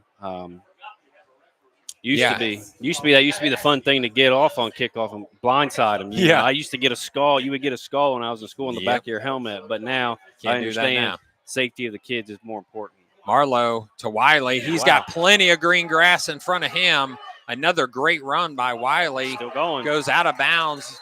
Caden Shepard takes him out, and that's a 35-yard run on first down. Can't happen. Cannot have that. You got them inside your 10. You got them inside the 10. An opportunity to keep them right here. And the defense they're not watching the ball. They're watching where their guys are going. Those guys collapse down in. Everybody on the left side of Dayton Christian went in, and then he just popped it out. Yep. And that's something the coaches have had to see from Waynesville. They recognize that our defensive ends are not holding that edge, and they're able to get outside. They've been running that outside zone the whole time. So the snap, the catch, Rutledge Makes one person miss, spins. He goes down after a first down run is Rutledge. It's going to be now at the 47-yard line of Dayton Christian with 1:39 left. And Waynesville's only got one timeout. So that's one thing to pay attention to when they can use it. You know, they've had a few timeouts where they've had to use it because their guys weren't lined up. Mm-hmm. You know, you got to pay attention to that being Dayton Christian. Two receivers to the right. Motion to Sullivan. He goes towards the line of scrimmage as we talked about. Rutledge this time, instead of wrapping up, two shoulder tackles. That's Schmidt. So, look, that was an extra 12 yards. They're giving them too much space on the ends, too, as well. They're giving them 10 yards right off the bat, and that's an easy pitch and catch when you got a receiver out there that's 6'2", 6'3". Well, Schmidt met him, but unfortunately tried to shoulder him down instead of just wrapping up and bringing him down. And like you said, not everyone has to be a big, huge stick, and especially if you're facing somebody that's just plain bigger than you, wrapping them up and bringing them down is the key. So two receivers to the left. Sullivan, again, it's going to be the same exact thing this time. Over to the other side. He's down. Jacob Coulter brings him down. Now it's going to be 2nd and 4 with 1:07 left. 21-21 is your score. Seems like if they put that Sullivan, number 15, in motion, it's going to the Rutledge as he goes to the inside of the route. So Marlowe, this time it goes outside. It's going to be a first down run. Number 8, we haven't called him any, have we? John Baker. That's John Baker. Now, he has a nice last name. There you go. Yeah. Absolutely. Dayton Christian's got a good one, and then Waynesville's got a good one. So, but I think these are some adjustments you're going to see by the coaches in the second half. They're pitching and catching. You've got to check them a little bit. Yeah, you can see. Look at Rutledge. Yeah. I mean, he is 12 yards off of him. Oh, almost. So it tried a little dump pass there. Did Marlowe. That went to the ground. Almost got tagged by Eli Queen. It's going to be the 4th down and 1. I know Dayton Christian wants to keep everything in front of them, but for a certain extent, you're within the 30-yard line. You've got to press up. I mean, if I was Waynesville coaches, I'd just tell them to throw it up to 7. Yeah. They're giving him 10, 12 yards. That's the old saying of just give what the defense, take what the defense gives you. See if we can get a stop here. Rutledge on the left. Wiley, the running back on the right. Marlowe, the quarterback. Snap to Marlowe. Oh, it looks like he might be stopped right at the goal line, or right at the sticks, I should say. What do we got?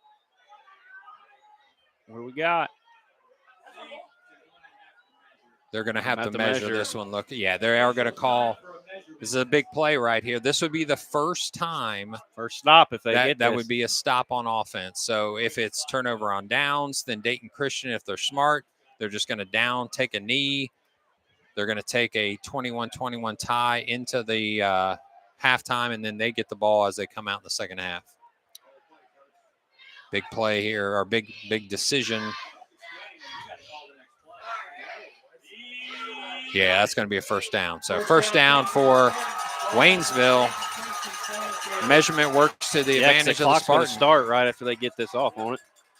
Yeah, as soon as they reset the chains. That's what the Waynesville coaches are saying. Get lined up because this clock's going to hit once they get those chains off the field. What's going on here?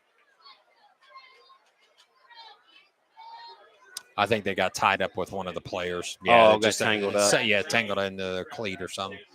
So like you said, transition of personnel for Dayton Christian. Waynesville gets ready as the sticks get set. The clock will start. 14-13.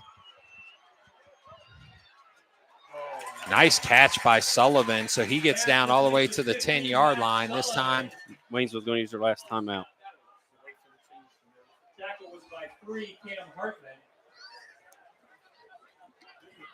So they are going to take their final timeout. What do? Do you go for it? You don't have timeouts. You run your field goal kicker out there and get points. Oh, nah, I think at this point, if you had the confidence in your field goal kicker, you might have seen him already once. And if the same guy did the extra point that went off the side, then you don't get the ball at the end of half. and you got a unique angle here too. You're on the Yeah. right hash, so I mean, there's too many factors where putting the ball in the hand of your best player, which is going to be Marlowe or Rutledge at this point, just gives you a better chance to try to score here. So 8 seconds left. We know that with 7 seconds, you can get a catch and get out of bounds and probably get a second play in. So and no timeouts. Right. So if I'm Waynesville, I'm calling two plays here. So I'm going to get out of bounds. The clock's going to stop. I'm going to immediately get set into my next play, and then I'll be able to snap it and get one last play off. So if you can do this in two plays, I think you've got everything set up if here. You're Dayton Christian, you've got to force them inside. Yes. Force them inside. Get them off the sideline. Give them some clock starting. Okay, Dayton Christian is going to take their timeout. That's smart. No reason to go into the half with an extra timeout. You got 8 seconds left. This is going to be the big play here to end the first half. And you probably saw a formation there. You had Rutledge to the right.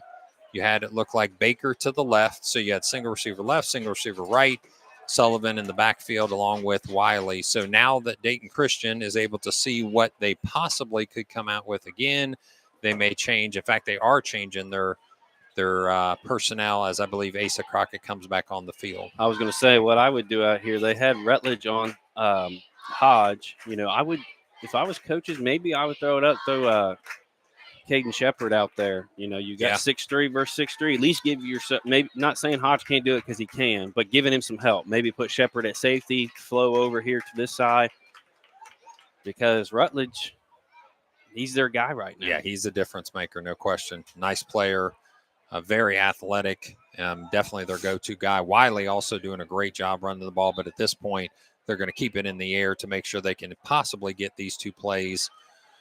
Anything more than about 3 seconds here, they're going to have to throw it away to get that second play in. They can't just scramble around and waste all the time.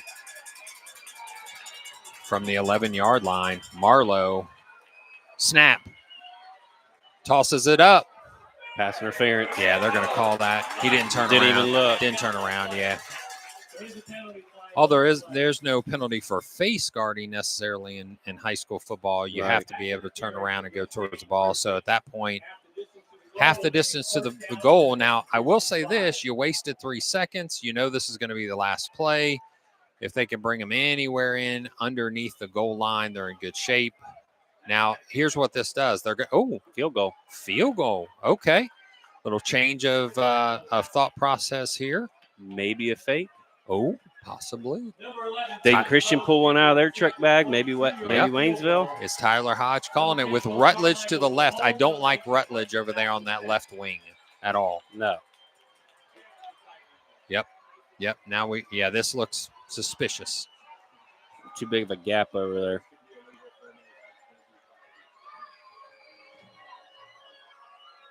No. Maybe I was wrong. Kick is good.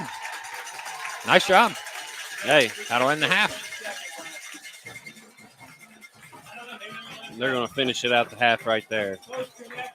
24-21 is going to be your halftime score. Uh-oh.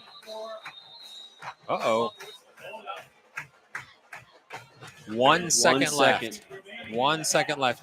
I'm not surprised. I actually was. To me, it seemed like they let the clock run a little bit there. So they're going to get a second, which means you're Dayton Christian. You get the opportunity for a kickoff return. And right now, Brody Schmidt in that kickoff return position gives you the chance to break one. He's already broke one pretty well. Not to the house, but definitely a nice return. Do you have a Music City Miracle? Do you have a Tennessee Titans play here on the kickoff return that gets you a score? If Waynesville was smart, they wouldn't kick it in the end zone. They would botch it. They would let it roll. Squib it, you know. Because if it gets kicked to the end zone, if I was Dayton Christian, I would let it go. You get the ball at the, 20 or 25? Yeah, and then you get a one play. Then you get a one play. Yeah. Yeah, you're right. That's a great point, Tyler, that at this point you want height, not necessarily length. Right. you want the guys in the front to catch it, if not the second row. You want to keep it out of Schmidt's hands. And who else they putting back there right now? Is that Biffle? Yeah, it's Biffle. Yep. Yeah, you're right. If you're smart, you're getting it to maybe an Asa Crockett, a Caden Right. Shepard, although Shepard's done a nice job Yeah. through the year. As soon as it touches the ground, then the half is over. You just got to finish the Right, play. yeah. So if I'm the special teams coach of the Waynesville Spartans, I'm telling them drive this ball into the ground. Mhm. You know, like you said, a fastball to maybe Liam Hartman's chest, and then let the half be over. Absolutely.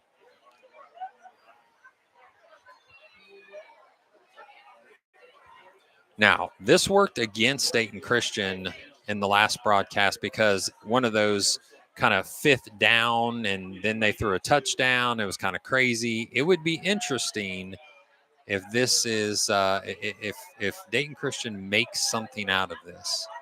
Or if the kick goes out of bounds. Safe call. That's smart. Safe call. That's smart. Yeah. Yep. Take it into half. You get the ball coming out. Oh, better watch it. Well, as we're gonna take a pause here, as the second half will get started here in about 12 minutes or so. Looks like still the 20 minutes. They changed. 20 minutes. Sorry, yeah, 20 minutes. So they were changing it from the quarter to the halftime. So we're going to take a break here, let you hear and see the beautiful Waynesville band. Absolutely wonderful setup that they have here. Tons of kids in this band. So congratulations to their band right now as they come onto the field. We'll take a pause. We'll talk a little bit about what we should expect to see in the second half. We'll be back with you in just a moment.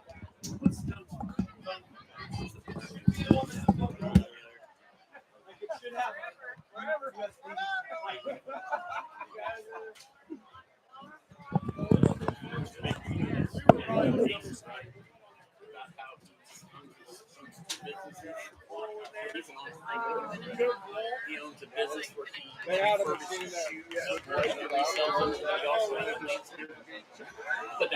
Ladies and gentlemen, please welcome to the field the 2025 Waynesville High School Spartans marching band.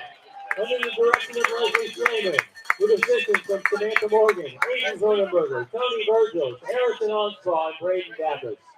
Tonight the band joins with our alumni band to help us entertain you.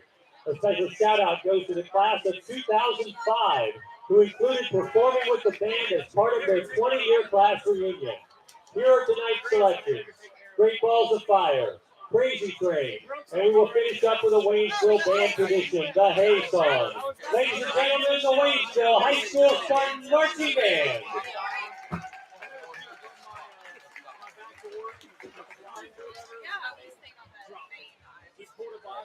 You guys go to the grocery store.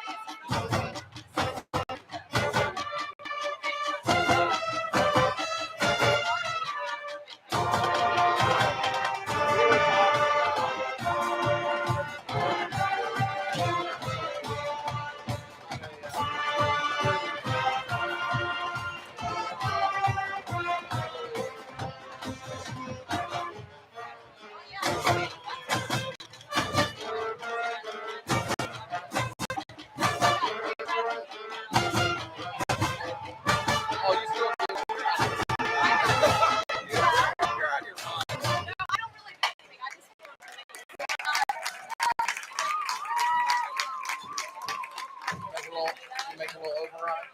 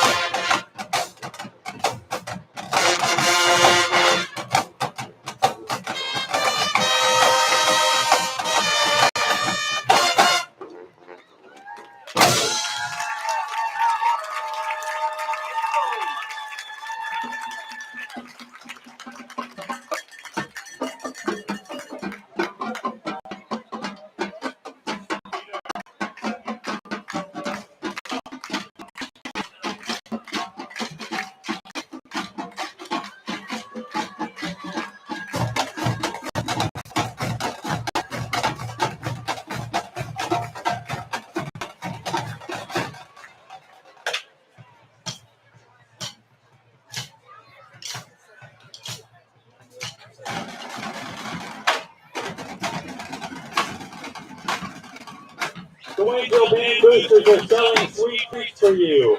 Get a dozen donut holes from Bill's Donuts for $5. Also tonight, you can buy your old band uniform for $30. Thank you for supporting your Spartan marching band. Also a reminder, Mrs. Garoppolo, the elementary principal, is in the dunk tank during halftime. Mrs. Lipinski is on deck. She will be in the dunk tank in the third quarter.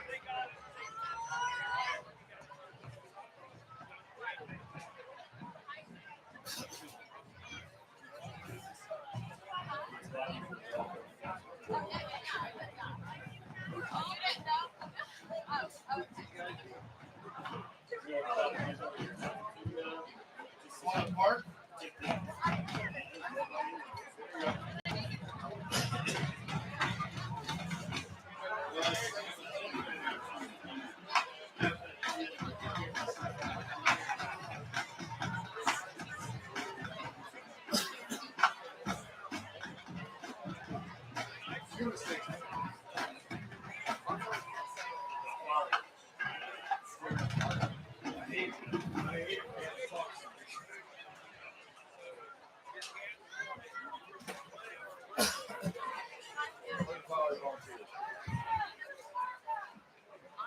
Do the officials know you show up, or they know you're here? They don't know?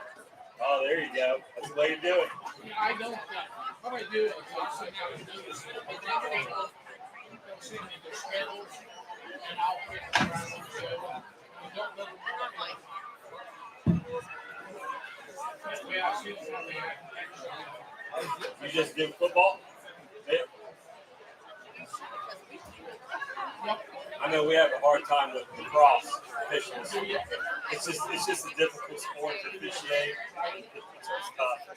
At the high school level, it's so fast. Some of the guys and the ladies that come out, they just can't keep up and down the field. I mean, there's only 2 of them. That's a growing sport, too. Oh yeah, you need 4. You really need 4. Because you need one on this side, one on that side, and you split the field. It makes it tough. We never had those chicken pieces. No, I wish I wanted to see them. Yeah. No, I need some ranch and some cheese. I should have put some in my pocket. Drizzle some cheese and some bacon. There you go. Send my son over to the concession stand and see if they got any ranch. I'm going to go get some soft pretzel cheese. If I had my other bag, I usually would work. Because I'm not going to be out. I'm put extra stuff in my bag just in case I get too many. Yep, that's exactly what I do.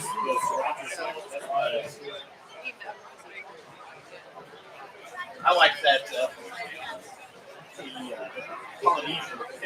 Tell you about it? Oh, yeah. Behind the counter, they don't. Yeah. So we went to Chick-fil-A and the one in Crow's They wait on them. At the desk? At the table? Oh, wow. It's the oddest thing. But you don't have a waiter or waitress going. That's amazing. Like, I've had 3 people come go refill my drink and get stuff. I said, I'd like to get the tip. But oh no, there's no tipping. We were in Atlanta, and we're at one that did that. Really? All of them in Atlanta on the inside of the loop do it. I wonder if it's, I mean, it's keeping people employed. I guess I wonder if that's what they're looking at. I would say yes. And I'm telling you, they're some of the most loyal people you ever find. It was odd. It was odd. We had decided that this was after the Reds game next day, so we stopped in there. And I walked up and I was, you got in there? I said, we're going to sit down. He goes, oh, no, we don't do that anymore. I said, what do you mean? They just built a brand new one for Middletown? Miami. Oh, they put a new one. Where's the Waynesville? Well, it's out. You know where the logo on Silvers is? They just built a brand. Well, they redid it and did it from the ground up. How about that? And they just built a new one at Newton Center. They're finishing that one now. Go down 7 o'clock, get off Middletown, right behind Taco. Up in London, yep. My father-in-law lives outside of Middletown. about that. It's a lot because McDonald's, one of the reasons they pick the colors and the hard chairs is so they can do this. Right. You Yeah. know, get it in and out. Turn tables. That's how they made their money. But we go to the restaurant, it's super cold. And then once you get cold, To get out. Yep. fill these seats. I bet we'll see our life on McDonald's. Oh, that'd be a serious move. You think so? I work for the Veteran College. They're so far away now from their original mission. I mean, they started on a scam anyway with that. Hey, how are you? That bottom, you know that. We're got. Yeah. He basically stole it from the two brothers. Yeah. Yeah, it wasn't his idea. It went, crap. When he hit, he was a milkshake guy that selling milkshake products. And then he went and said, let me buy the thing. And I'll give you this, well, it's like $5 basically compared to what you made it. He was about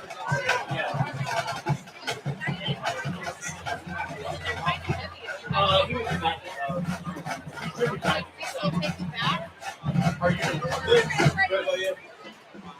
Crazy busy, chasing kids. This. Well, our office, you see, I mean, I would put our office anywhere. Except when hopefully we want to play Wayne. But you guys get out the hole. Not this year, though. We're not this year. We're getting ready for next year with the SWBL. Oh, are you? We played, well, you're the second. Oh, that's right. Yeah. We played Madison at Madison. 29 to 28. Middletown, Madison. Huh? Middletown, Madison. Well, back in the day when I was That was like 85. when I was in school, I'm 53. When I was in school, we played every. Welcome to the Waynesville High School class of 2005, celebrating part of their 20-year reunion here tonight. Their special guest in the house tonight is former Waynesville band director Sean Lemony, who is holding court down near the band section.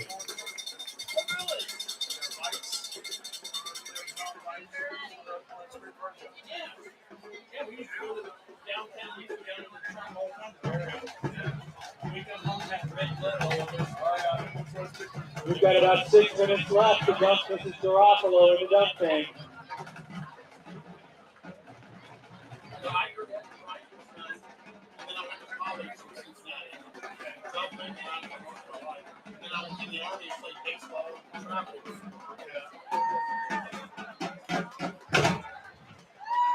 I got to travel a lot with college and play baseball. We got to go everywhere. I came back. I never made it over. Well, we got to play. Yes. It was funny. We got to play at, they kicked the crap out of us. It was like an international game. They threw us down there just to get the crap kicked out of us by a bunch of guys that are going to be major pros. Yeah, they're going to be major leaguers in another year. Well, we first played at the Marine base, and then we played over. This is a goodwill thing. Yeah.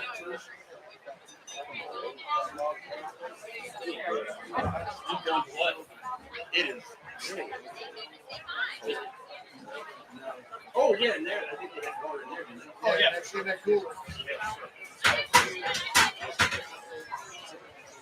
A little steamy.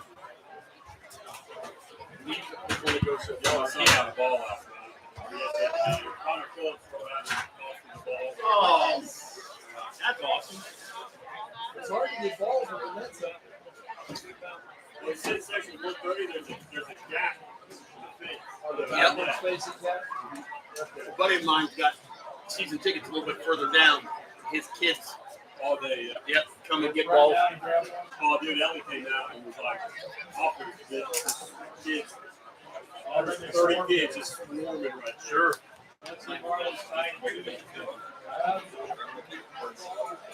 All the big kids win that battle. You see that one you got one guy to give it to tennis players?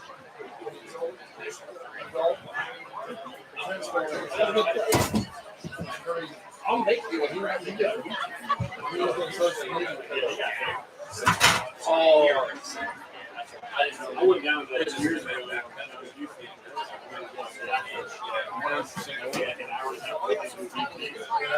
They just let you in. anything ever. I don't see and they were probably Be my 2 or 3 like if that's telling us.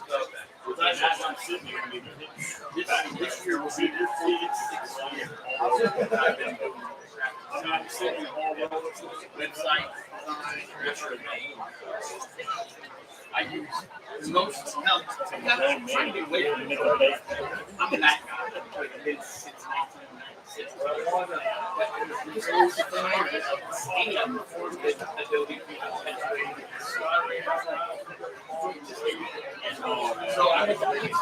1960. A little.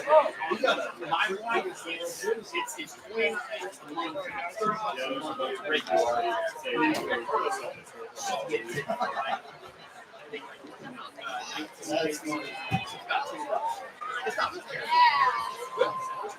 Yeah, absolutely. Yeah. I didn't want to say anything on the broadcast, but I want to give it away because it's nice. Where'd you guys get that?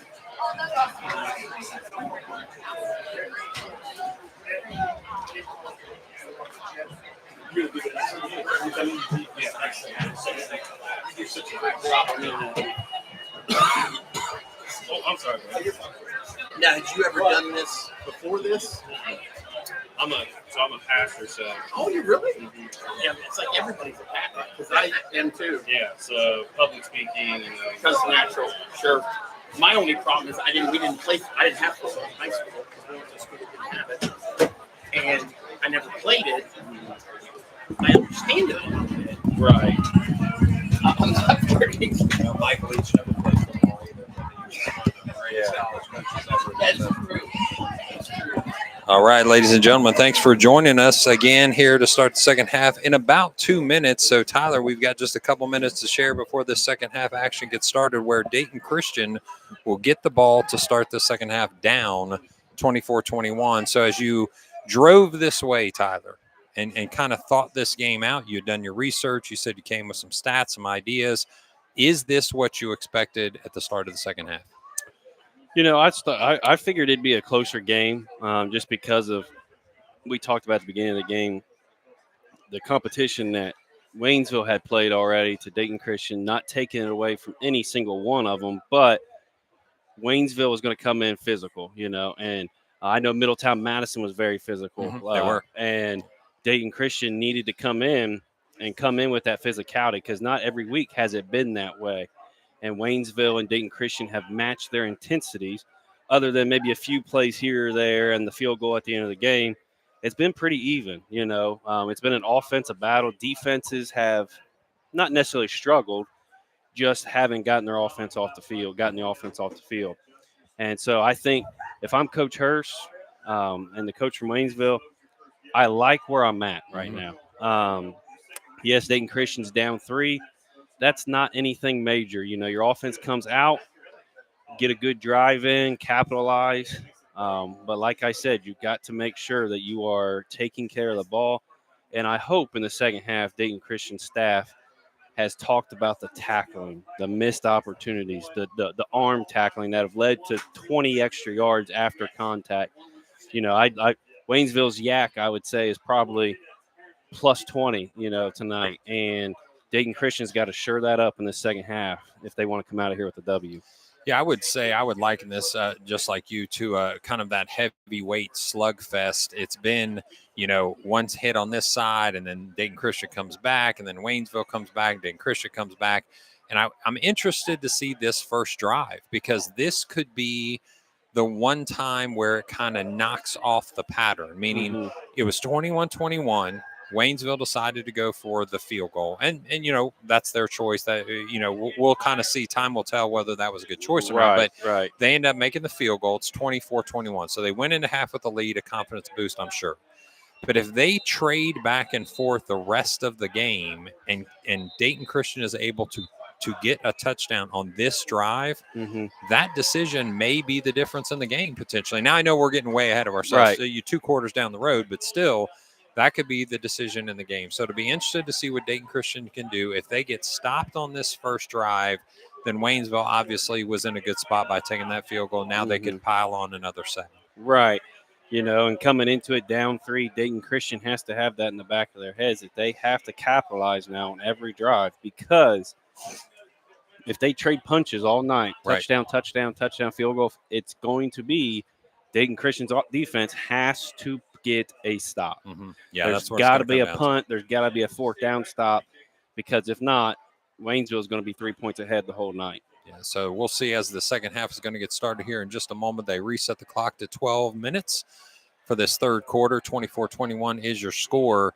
Wiley leading their offensive attack along with Greg Marlowe as well. So Marlowe and Wiley came in as your number 1 and number 2 back, and they're doing that same thing here in the first half. So big, tall, long kick puts it down to the 2-yard line. Waynesville with good coverage. They're able to drop him back at the 16-yard line, so that'll make a long field for Dayton Christian in order to see this score that they're so desperately in need of. Yeah, absolutely. And Brody, what he did there, you can't hesitate on kickoff returns. You got to find a lane and you got to take off and you got to go, because if you stutter step like that, you're giving them an opportunity to catch back up to you. Yeah, left and right doesn't usually work very well unless there's a set return. There's certain returns that you can run kind of cross blocking where you need to get to one side of the field or the other. But the most part of any punt return or any kickoff return is just get yardage. That's the key, is just get yardage. So 2x2 is your set.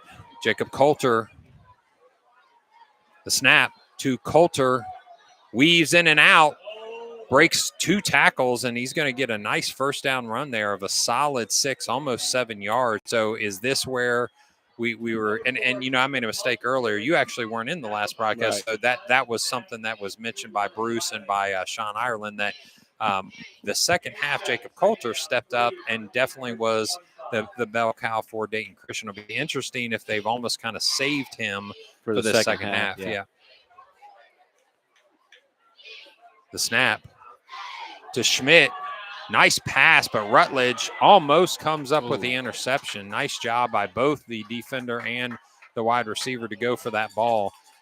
I don't know. Rutledge is a guy I probably wouldn't go after first. Now, obviously, if you see something and you like a matchup there, but Rutledge just seems like a really strong athlete.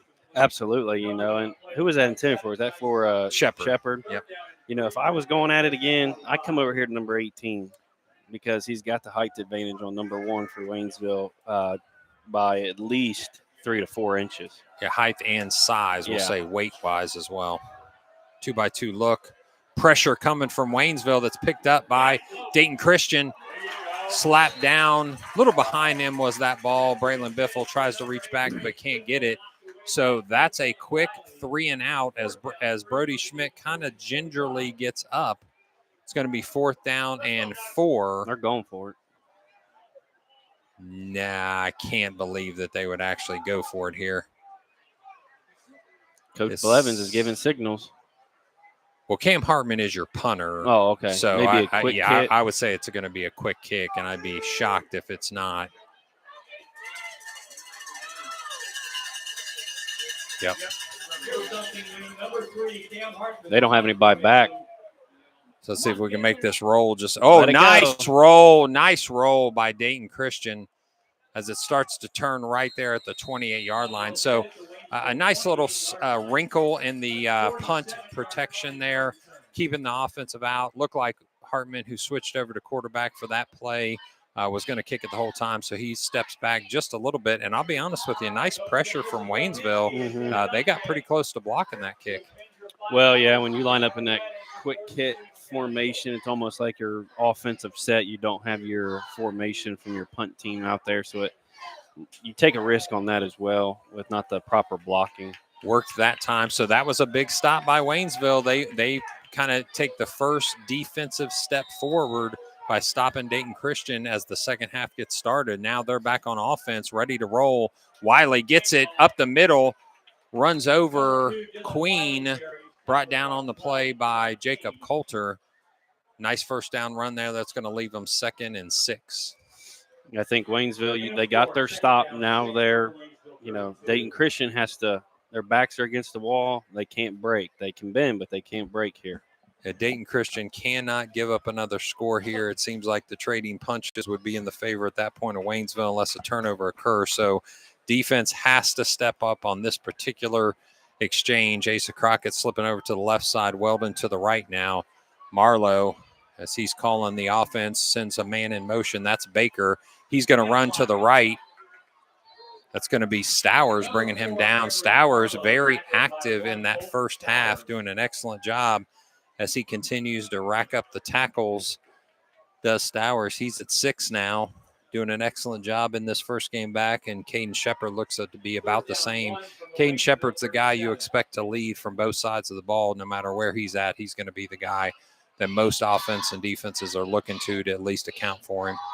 In Waynesville, I think they're running away from Crockett. They're running to the weak side on these powers.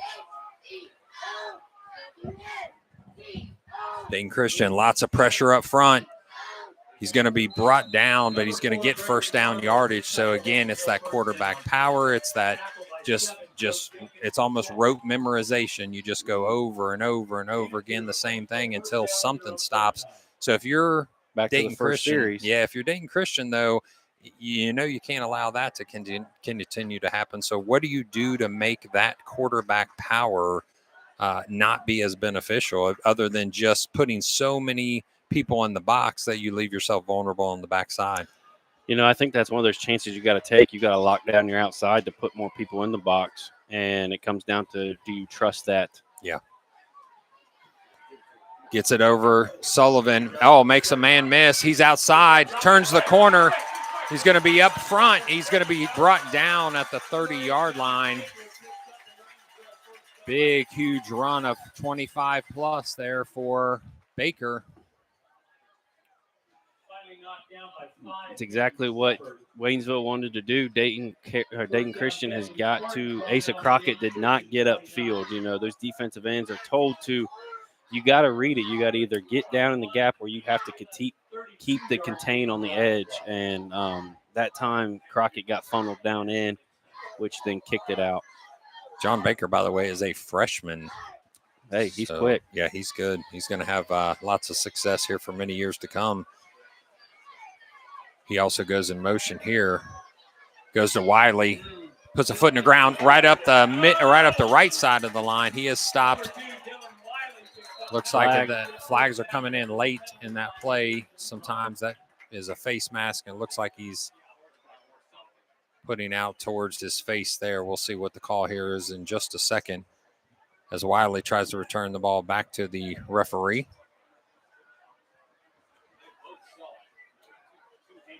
There's 2 flags on the field, so 2 people were able to make a similar call, it looks like, as they place the ball right now at the 14-yard line. Again, if you want to let us know where you're watching from, 513-655-7438, 513-655-7438.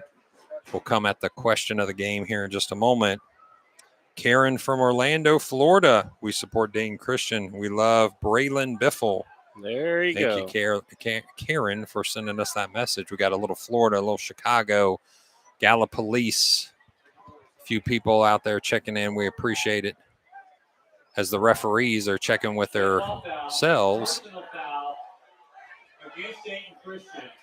So looks like they're going to call that. I would assume it was a face mask penalty.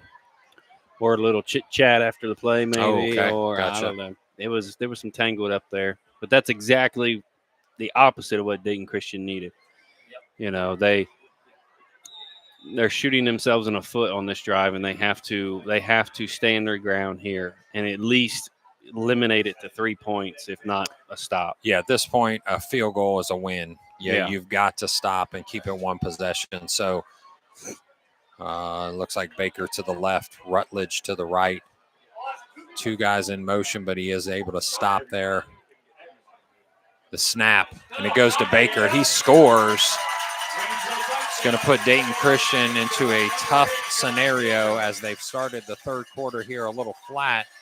Looks like 30-21 is your score for now, as the extra point attempt is coming in here in just a moment.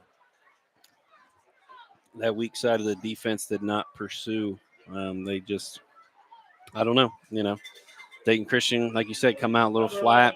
I think Coach Hurst has got something to get. He's got to get him pumped back up. He's got to get their momentum back in there. Yeah, first half was absolutely, as we mentioned, a slugfest, trading blows all the way till the last second. Did he miss it? No, made it. Yep, made that one. So it's going to be 31-21 with a 10-point lead. Go the Spartans with 7:55. A lot of confidence coming back here to this sideline closest to us as we're broadcasting here from Waynesville Community Field. Thank you to the Waynesville Athletic Department staff for working with us all week long to get us set up here in the booth, and we appreciate those that are around us as well, giving us a little time and space. So as the third quarter has started, Dayton Christian is trying to find their way just a little bit as they go 3 and out. A punt, which puts them down pretty well into their territory here at the 28, is met with 2 long runs and then finally finished off by John Baker. Dayton Christian, what they cannot do is come out and go 3 and out again. Mm-hmm. Because then you're just giving Waynesville, who has got the momentum, the opportunity to just, as we say, possibly put the nail in the coffin, but at least start it. You got to sustain a drive. You got to give your defense some rest because of that drive that happened just a little bit ago. Checking in, Mr. Biffle from Los Angeles, California. So go Warriors and go Braylon. We appreciate him checking in as well. So we're representing California as well, Florida. I was going to say we needed a West Coast person. Yeah, that's it. Got it. Done a great job there. So Braylon Biffle is back to receive this kick, or Brody Schmidt as well, as Waynesville steadies up the tee. This one's going to come out a little bit of a line, giving a little more time for the blocking to occur. Brody Schmidt off to the races, makes one guy miss. Now it's just a track meet. Rutledge is going to be able to stop him outside all the way down to the 25-yard line, and that's what Brody Schmidt brings to the table. Hey, when you don't stop and you just go, there you go. It did feel more vertical that Yes. time. Yeah, you're right. He picked a hole and just said, I'm going to run as hard as I can right up here. And it looks like there's a sideline warning against Waynesville. But that's what it was against Dayton Christian. Sorry. Yeah. Well, that's what Dayton Christian, not the flag. What they needed was that return like that to put them in the inside the 20. I believe they're inside the 20, right? I think actually right inside the – yeah, you're right. I'm sorry, right inside the 20. They're in the red zone. Yep, they're in zone. position. You've got to come away with something here. Of course, 7 would be the best option, but if you come down to that situation, you might have to just take the 3 and live to fight another down. Agreed. 81-yard return, first down 10 for Dayton Christian. 81-yard return as we're listing here.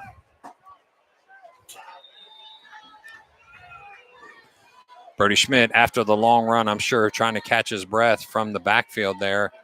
Looks like the chains need to get set. They're going to snap the ball. They're going to give it to Coulter. He kind of shimmy shakes just a little bit, goes down behind the line of scrimmage. He's going to actually lose a yard on a play.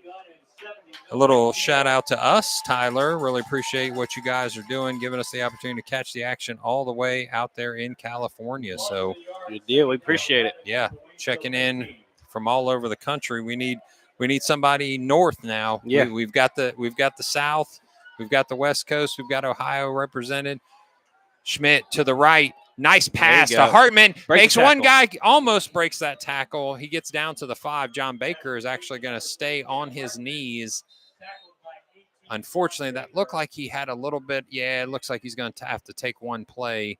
It looked like he kind of stretched. Yeah, it looks like he stretched out maybe his hip in that process there. So he'll take one play off to the side as they make sure that the trainers can check on him and know that he is good. We want these young men to make sure that they're safe and protected, and the referee is going to make that decision to keep him that way. And I'm sure he doesn't like it because he doesn't want to come out of the game at any point. He might have rolled over an ankle there and he's limping a little bit. I thought he may have his You're right. Chest. So they call him back to, as Waynesville makes the substitution, they bring him back to the line of scrimmage, does Dayton Christian. 3rd and 4 after the successful pass and catch. Schmidt to Hartman, one quarterback to the other quarterback. Schmidt with a fade to Asa Crockett. You get it? Touchdown. Asa Crockett. Nice job. That's a basketball player going up and getting a rebound. And they must be listening to it. They went to that side. They had the height advantage. For those of you just joining us, that was called by our color commentator here, Tyler Hodge, has said multiple times, hey, get 18 involved here. He's got the height. He's got the size advantage too. And honestly, he did it in that particular case. So little interesting call here. Instead of taking the single point for sure, hopefully, they're going to go for 2 here. The snap again to him, and that's it. Nice job. Asa Crockett with the slant inside. Looks like called by our cameraman, Bruce Horseman, said, hey, he's going right back to him. And honestly, why wouldn't you at that point? But also at the same time, that guy switched spots with old Baker because he was a Baker that went out. He went out. He came in, fresh blood. You got to go after him. Nice play, back-to-back catches by Asa Crockett, and that's why Coach Hurst made it a point to have conversations with that young man as the year ended. The school year ended last year. The summer went through. He kind of he was going back and forth a little bit. You know, Coach, I'm interested in playing. I'm not 100% sure. I'm a basketball guy. Right. And that's kind of the play that you like to see him make, and that's why you had those extra conversations with him. Absolutely. You know, and you can see it on the sideline a little bit over here at Waynesville. It kind of took the air out of their lungs a little bit. Yep. They were feeling good, which rightfully so. They had drove down, got a 10-point lead. Dayton Christian, it just shows you how quick they can attack. Now their defense has got to stop. They have to get a stop because if they continue to allow Waynesville to go, Waynesville has taken enough time. They'll take this down to the end of the 3rd quarter, start the 4th quarter if they so choose. They're still up by 2. There's no harm, no foul if they continue to do that. Right now, as it's 31-29, Waynesville, 31-29, as you said, a 2-point lead, and that's a nice kick all the way down to the 3-yard line. Make a tackle. Somebody's got to get him. He doesn't want to. Yeah, look like Rutledge is finally tackled on the play by number 1. That's Stowers, and Stowers is all over the place tonight. You know, he's not your normal kicker. You would usually say if your kicker's making the tackle, then that ain't never usually any good. But he's down there. He's down there making tackles. He's got how many now? 7 or 8 tackles? 8 tackles. First game back. What could you ask for the man? I'm telling you, he's doing a great job kicking off. He's doing a great job making those tackles. So I wouldn't be surprised as his forearm and hand heal. I can't imagine he's going to be off the offensive side of the ball at some point. You know, right now, defense is definitely the right fit for him because he still has that soft cast on. But at some point, you might even want to put that ball in that young man's hand. Right, absolutely. Kai Millar, Caden Shepard in the defensive backfield. A little counter action. Met decently by Joe Jenkins, about 5-yard, almost 6-yard game on one. So they've been saving that one a little bit. Although it gets positive yardage, it doesn't go for the big hit that they probably hoped for. You know, and then one thing Dayton Christian, you know, it's with Coulters, most of the time when you put somebody out there to catch, you think that doesn't hurt or their hesitation. You know, I've played against – it's not a whole like, hey, everything's feeling good. Sometimes it can make you a little worrisome, and he has that mentality where it's like, hey, this ain't going to bother me. Like you said, he wants to catch up for the first 5 games. So as the defensive front gets ready for Dayton Christian, the motion comes across. That's Sullivan. Now the motion again, which is Rutledge. And the ball's bobbled in the defensive backfield. There Jacob Coulter brings him down. Nice job. You said grab a jersey and hold on. That's exactly what Jacob Coulter did. Yep, started from the botch snap to when Marlowe tossed it up, you know. But Coulter got in there, shot the gap. That's what Dayton Christian needed. Now you got to get them off the field. Money down. The second time that Waynesville's had some kind of like missed exchange, one where Dayton Christian just basically met him at the handoff. The second one there was the snap was a little low, and like you said, he tried to get it up to his chest quickly. So big down, as you said, money down, 3rd down. It's going to be 3rd and almost 9 for Waynesville. Marlowe, the snap. He drops back. Lots of pressure. Screen. Good. Oh, a missed tackle by Coulter. Wow. So he had him in the backfield. but unfortunately not able to bring him down. So at this point now, we're going to reset the change. Coulter is upset at himself, but that's okay.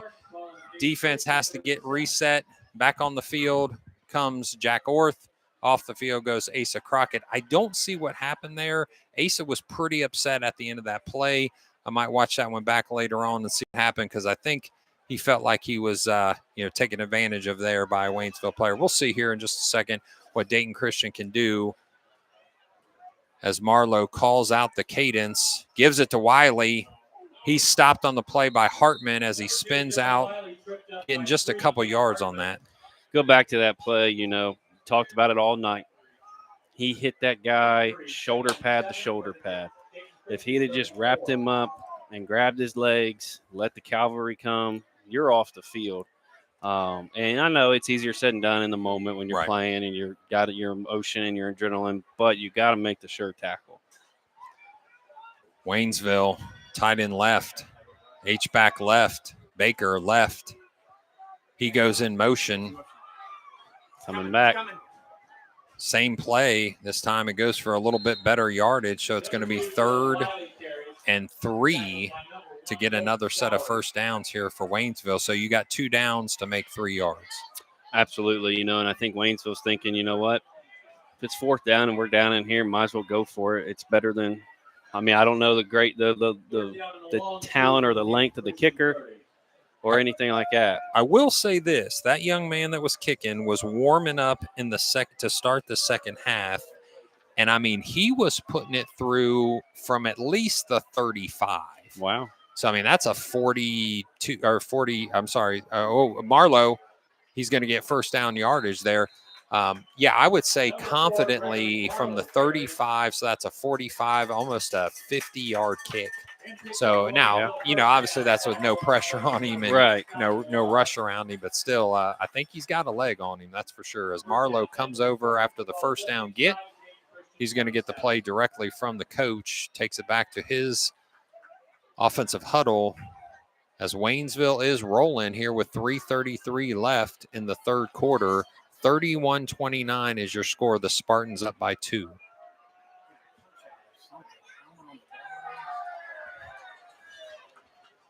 Baker in motion.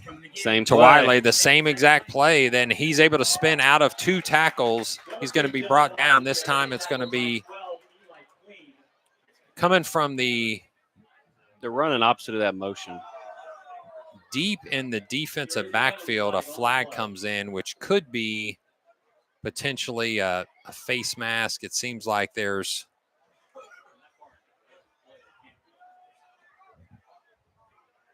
so as the refs sort this out, we'll see what they've got to say here in just a second. A couple defensive exchange personnel for Dayton Christian.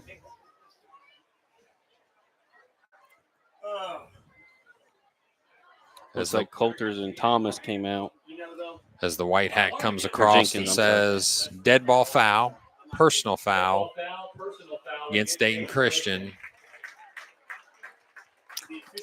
Those are the things that are momentum and game killers, and unacceptable, to be honest with you. Yeah, if I'm not mistaken, they might have got a Dayton Christian Warrior for coming into the pile a little bit late. Yeah, I think the tackle was over, and so he kind of jumped on the pile there. Especially if you're trying to protect people that can't protect themselves at that point. Coach Hurst getting some information from the side judge, probably got the explanation similar to that. Now Waynesville looks at their wristbands to decide the play here as number 71, offensive right tackle, moves out quite a bit of distance between him and that guard spot. Looks like they're going to come up right now. up This time it was to that side. So I did notice that on that play. So 71 lined up a good 2 yards. Good distance between him and the right guard. And that's exactly where they wanted to run the ball that time.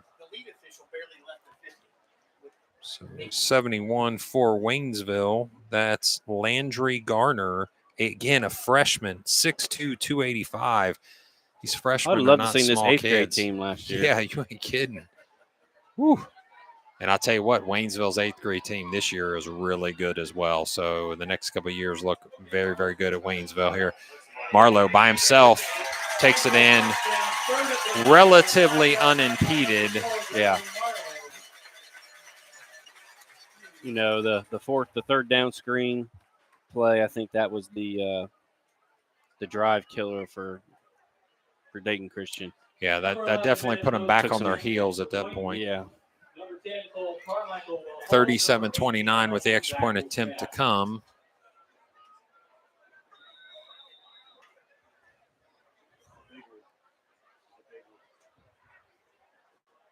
The hold is good. It's up. And it's good. 38-29. So now you're up by 9 points with 2:05 left in the third quarter. See what Dayton Christian's got up their sleeve. Just like any heavyweight fight, every once in a while you're going to get a punch to the mouth and you've got to respond. You may even go down a little bit. Yeah, it looks like the name of the game at this point seems like, you know, the tackling of Dayton Christian at times. I'm sure they're going to work on that during the week because there's been plays in the defensive backfield and the offensive backfield that basically just escaped Dayton Christian because they didn't wrap up. They were shoulder tackling, whatever the case may be. And at this point, you're not fixing that in the third quarter of the game. No. So you've got to trade punches here, continue to score. You know, I'll be curious to see if Waynesville kicks it to Brody.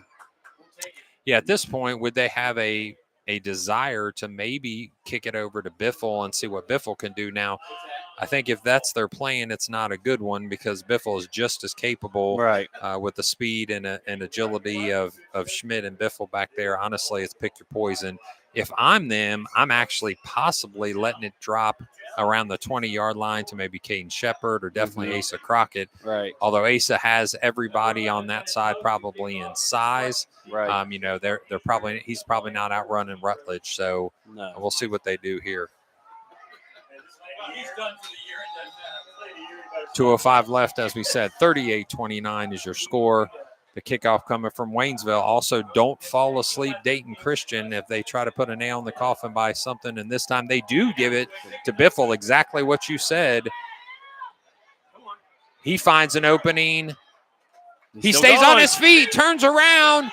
Good block. Nice block by third. Oh, they're going to call him a penalty. Ladies and gentlemen, that's a disappointment because it looked like Brody Schmidt made a fantastic block. He used his speed to get in front of the defender, and it looks like Rutledge, unfortunately, took the brunt of that, and he's going to go down. They're going to call that against Dayton Christian. So that's, you're not going to get every call. We understand that. Last couple haven't went Dayton Christian's way. But that seemed like it was a good, strong block by Brody Schmidt. And you know what, Tyler, sometimes when you feel like you got taken advantage of, that actually motivates you a little bit. Right, yeah. You know, I think Coach Hurst isn't very happy about it.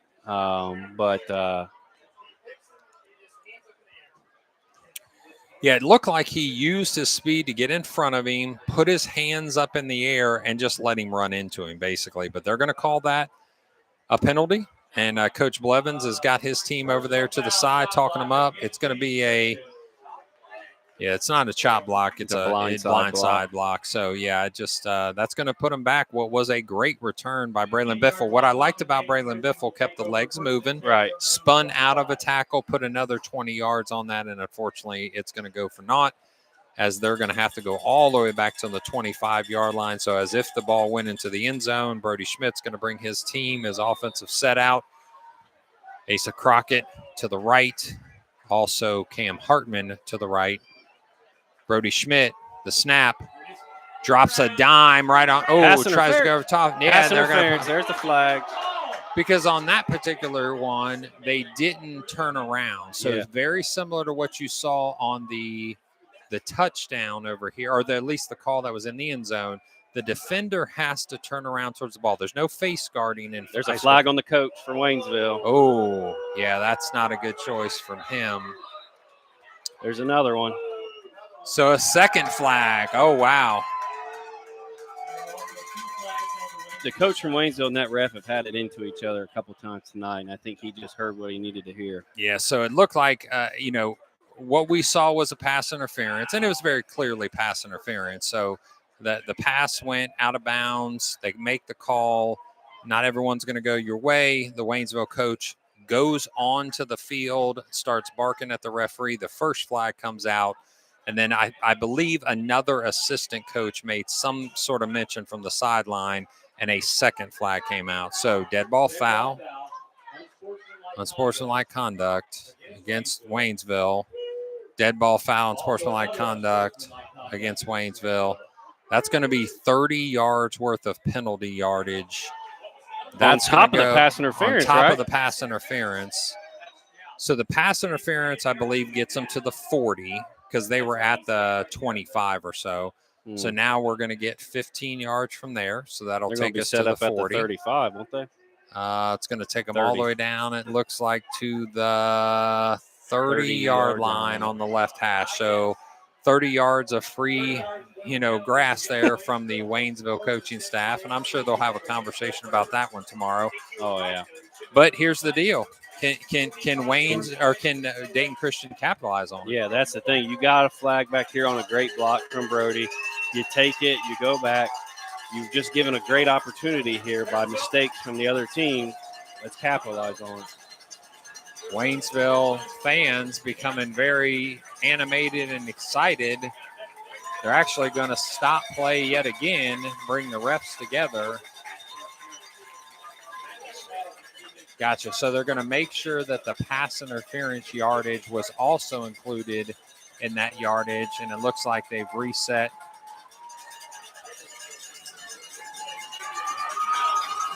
Pass interference against Waynesville. Okay, so they actually, Tyler, you brought this up. They hadn't walked off. I thought they had. Or I'm sorry, yes. Okay, so they're actually keeping the ball where it's at. They just hadn't called it. They hadn't signaled it yet. So that's where the third penalty came. So obviously flipping the field due to the yardage. Get rid of it. Oh, yep, he's got it. Oh, no, not a good play there. Not a good play. Throws it up into, that's Brody Schmidt trying to do too much. He is going to take a hit after the play as well. He's going to go down, and you gotta throw that one away. You gotta eat it, and that's okay. Brody Schmidt's a great player. He's going to make a ton of plays for us. That was one where he wanted that one back as soon as it left his hand. Rutledge, not only did he have the position, hip, they had the position of Caden Shepard, but whenever literally the number one cardinal rule of quarterbacking is never throw across your body to the middle of the field. Absolutely that is not. number one that you do, and in that case, that is exactly what Brody Schmidt did. So it puts Dayton Christian, although deep into the offensive backfield, here goes Waynesville, and they're able to push out with a 5-yard gain on first down. So they still have to move the ball quite a bit, but that's a missed opportunity after you get 40 yards for 45 yards for the penalties and flip the field. So, and back into the game as Asa Crockett comes off is number 11 for Dayton Christian. That's Grayson Rodas coming on to the defensive side to give a quick breath for Asa Crockett.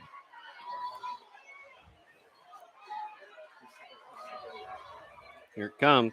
Coming around this side is Marlowe. He puts a foot in the ground and goes forward, which is going to be first down yardage. And it feels like the coaching staff at Waynesville knows where they're making their hay, and that's in the hands of Greg Marlowe. Oh, absolutely. It's their time. This is what it was in the first series of the game. They took almost half the quarter going down the field with that same power play. Yep. To the weak side of the field or the short side of the field and running it until Dayton Christian decides to stop it.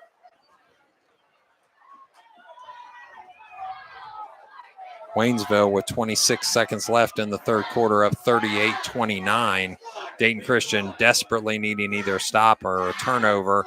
In the defensive backfield goes Jacob Coulter. But again, instead of wrapping up, it's yet another shoulder. Oh, fumbled looks it. like he Dayton Christian fumbled got it, the and Dayton ball. Christian gets a ball. That's the turnover that Dayton Christian needed. So the ball goes into the hands of the Warriors, and we're going to see this flip the field back towards the Warriors. Oh, wow. I know, that's what I thought. I thought I seen Looked like the something fly across. beanbag. Yeah, Yeah, it was so the the beanbag. beanbag says there was a change of possession. The ball ends up at the hands of the Dayton Christian Warriors, and that is the play absolutely that they needed in order to keep this game within reach. Another lesson as a quarterback, you got to have a short memory. You cannot. Brody Schmidt's got to come out here and forget about the pass he just threw. You're right. He's got to forget. You're right. Now it's time to give him an opportunity. This is the second time. Dayton Christian needs to capitalize here. As he limped off the field after that last offensive set, do you feel comfortable enough to put him in? And I'll tell you what, maybe Jacob Coulter here up the middle. They have a single linebacker. Yep. He gets stopped immediately at the line of scrimmage. So no push on the offensive line that particular play. Jacob Coulter is going to get up and give the ball back to the referee, having not only not gained a yard. That's going to be in the quarter there with 12 minutes reset on the clock. We're going into the fourth quarter with Waynesville up 38-29. Again, 38-29 is your score as we start the fourth quarter. And Tyler, it's time. Question of the game. There we go. So here's what I got going on tomorrow. Okay. My lovely wife, your lovely mother-in-law. What she got you doing? Nope. No? She's got the hair appointment tomorrow.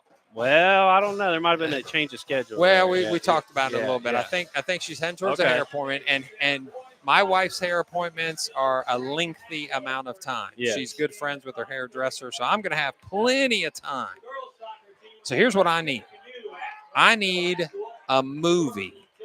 I need a series that I can just veg out to first thing tomorrow morning. So it's going to be me and a big old cup of coffee, maybe a Combs donut. You never know. Yeah, never know. It can make its way up. Hey, they got bills down here. They got bills. Okay. Here. There you go. So I need you to send in 513-655-7438.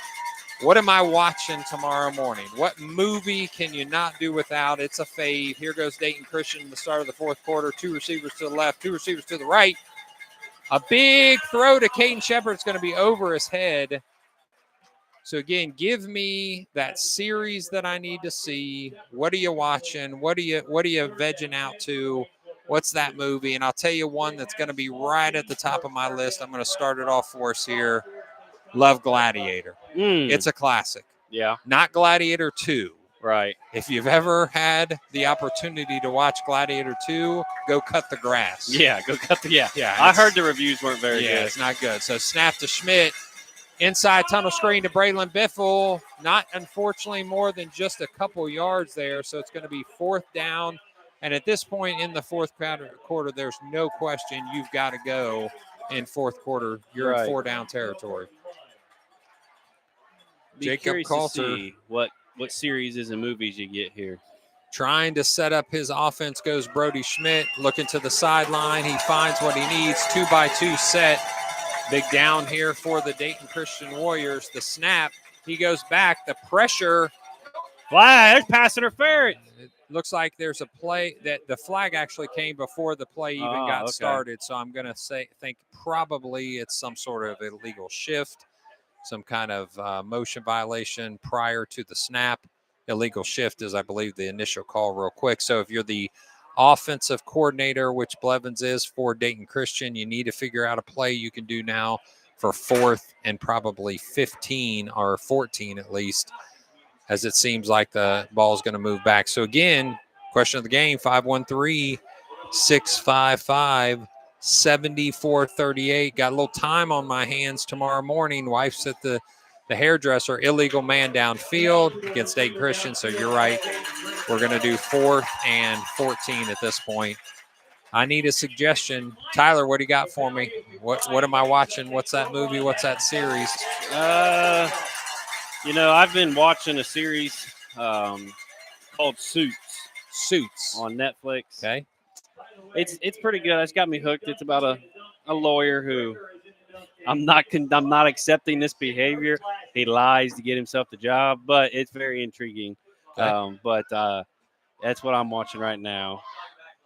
So that's going to be a loss of down penalty, which is going to turn the ball over to Waynesville. So again, you got the turnover, which is what you needed, but you weren't able to capitalize on it. You've got 11:19 left, 38-29 is your score. Dayton Christian, not only do they need to come up big here with either a stop, a turnover would be even better to try to flip this field immediately back to their favor before Waynesville gets rolling as they continue to run the ball successfully throughout the second half and the first half. Marlowe with the snap, not to Wiley, but keeps it. This time he's got a lot of green grass where it's open and he's brought down after a 5-yard gain. So that's going to be 2nd and 5. So, Bruce, what do you got for me? I'm watching Suits. What else you got? What am I watching, Bruce? What's my movie? What's my series that I've got a little time on my hands? Slow Horses. Slow Horses. What is that on? Okay. What platform can I find that on? Apple TV. Apple TV. He's not an Slow Apple Horses. guy. He don't have Apple TV. Slow Horses. Okay, well, I hope that's not how they describe the Dayton Christian Warriors, because right now off to the races is number 2. That's Wiley. Between him and Marlowe, the leading rushers for this game. Excellent job. So I've got Slow Horses. I've got Suits. I could go back with the Classic Gladiator. Let's see what else comes to me. 513-655-7438 is what I'm looking for. Something to watch with my big cup of coffee as the wife heads out for the haircut. Boss, you don't want to watch that. Slow Horses. Okay. That's one for the books right there. Yeah. Waynesville. We'll just take a look at the recap of it. Yeah, and see what it's like. Waynesville, let's see what they can do here. 2 receivers to the left. The snap. This time it goes to Baker. Breaking down is Kai Millar. He's able to stop. Now, see, that's actually, even though he didn't make the tackle, the breakdown slowed the Waynesville receiver down. Then his cavalry came in to back him up. You know, that's exactly what they should have continued to do through the first half and the beginning parts of the second half, because that's where a lot of the yardage from Waynesville has come, is after yards with contact. You know, I've got one here. How about Tulsa King? Ooh, I was going to say that. You were going to say Tulsa King? I haven't started the second series yet. It started on something, but it is a little, questionable. Yeah. I got you. Okay. Tulsa King. I got you. Yeah, I have to put the anointing oil on my ears after I hear it. I got you. Yeah. Wiley off to the left. He does fall down after being tackled on the play by Hartman, who's been very active on the defensive side of the ball tonight. It's going to be 3rd down, and it looks like kind of a long 5, almost 6 there. So, again, if you can make the stop here, if you can get them, maybe Waynesville decides to punt it with this side of the field. And can you get a stop here that gets you the ball back? It's huge. 9:22 left, 38-29 is your score right now as Waynesville trying to put this game away with another score deep into this game, into the 4th quarter. The snap, he goes over to the left. And he goes out of bounds.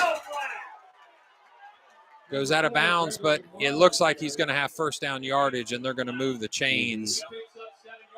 You know, unfortunately, that's a killer. That's a killer right now with 9 minutes left. Now the clock is going to stop because he did go out of bounds, but that new set of downs means that Dayton Christian has to start all over again, and time is not their friend. So 9:01 is your clock right now with a 38-29 lead, 9-point advantage by Waynesville. The Spartans coming out in the second half, running the ball successfully. The snap going upfield is the Dayton Christian Warriors, and running right underneath them is Wiley. Another successful run on first down of about 3, almost 4 yards. Yeah, I mean, Waynesville's going back to their bread and butter between Wiley and Marlowe. Their offensive line's still getting a good push. I think Dayton Christian has not necessarily their wins out of their sails. They need a big booster here, and what would need to be is stop them on 3rd down. Looks like 2nd and 8. Baker to the right here. Rutledge is your wide receiver to the left. Baker goes in motion. to Marlowe. He's met by 3 different defenders. Eli Queen in there along with looks like Caden Shepard. Nice stop on that second down run. That'll make it a 3rd and 5. And I'm going to go wild guess here that it's going to be quarterback keeper. Motion away, run Quarterback to the weak keeper side. to the weak side, yep. I could actually yell it from up here if they need me to. So Right. looks like Rutledge to the left. Sullivan is your up back to the right. Baker also off the ball to the right. It's going to be Wiley. Nope. Oh. Marlowe They said wanting to throw it. Nope. Oh, nice Ooh. job. Little makeshift play there. So as he goes out for the run pass option, he decides at the last minute to make it a pass. That's going to move the chains. Again, another momentum killer on the defensive side for Dayton Christian. Yeah, but smart play by Marlowe. You know, not many quarterbacks, high school quarterbacks, have that intelligence to not get ahead. Not got to throw it like this. Make sure it's underhand. That way it's loud. 7:25, 38-29 is your score.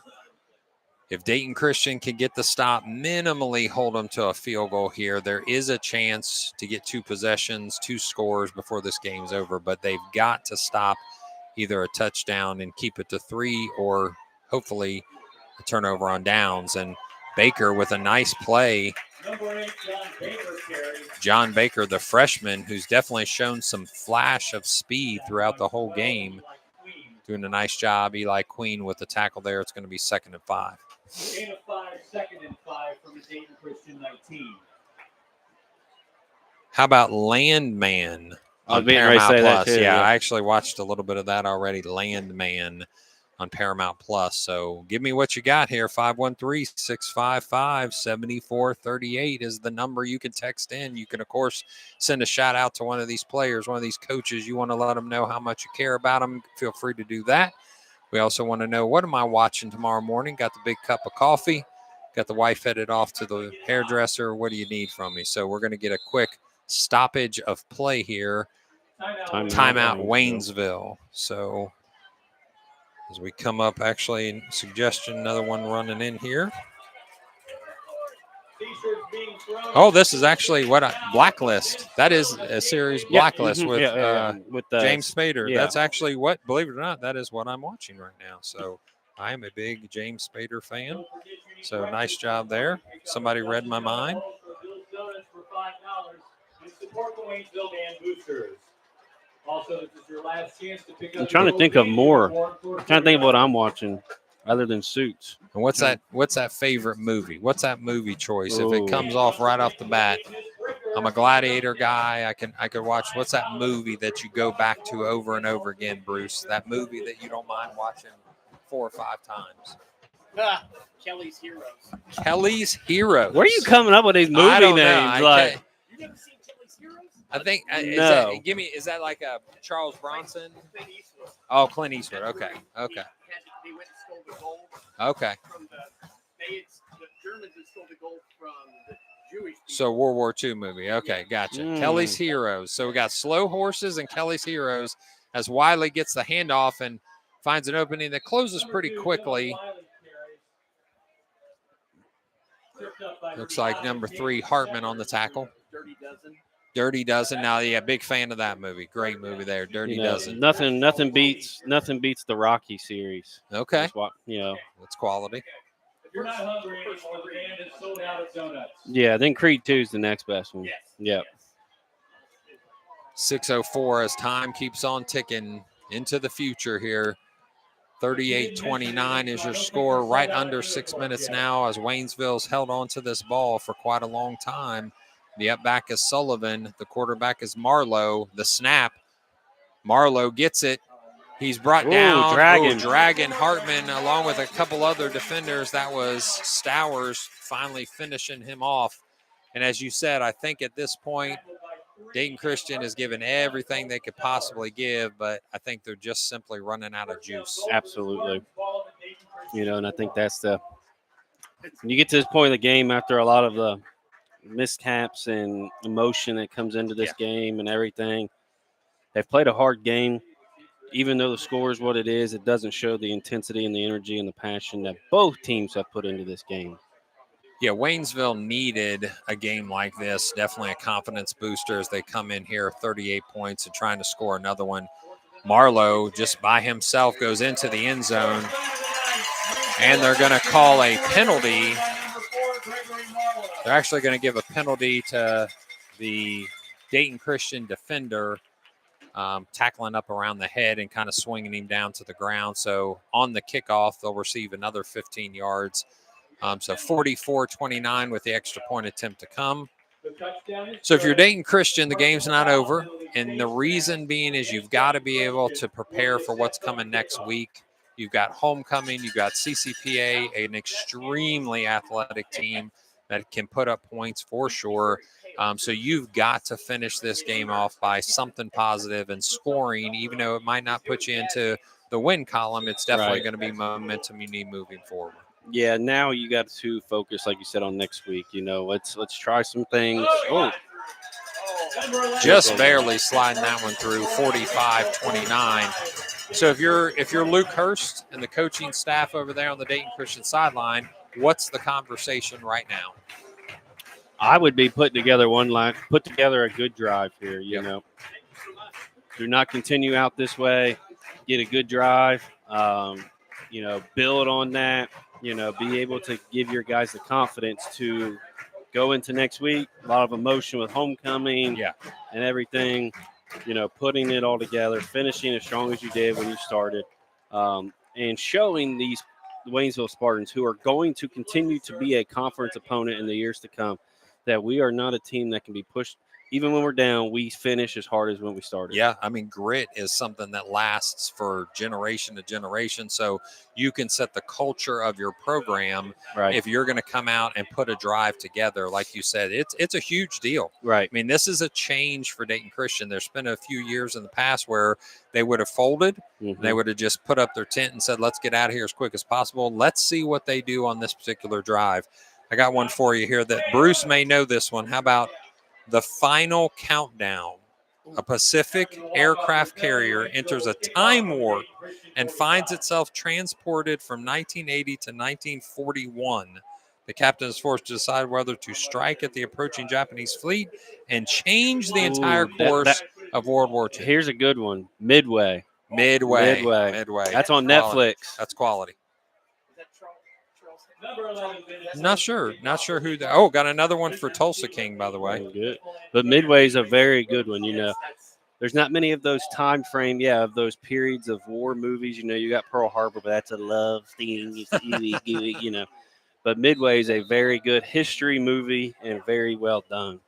So this one should end up in the back of the end zone, as this young man has done a great job kicking all night long. Yeah, that's out of bounds actually.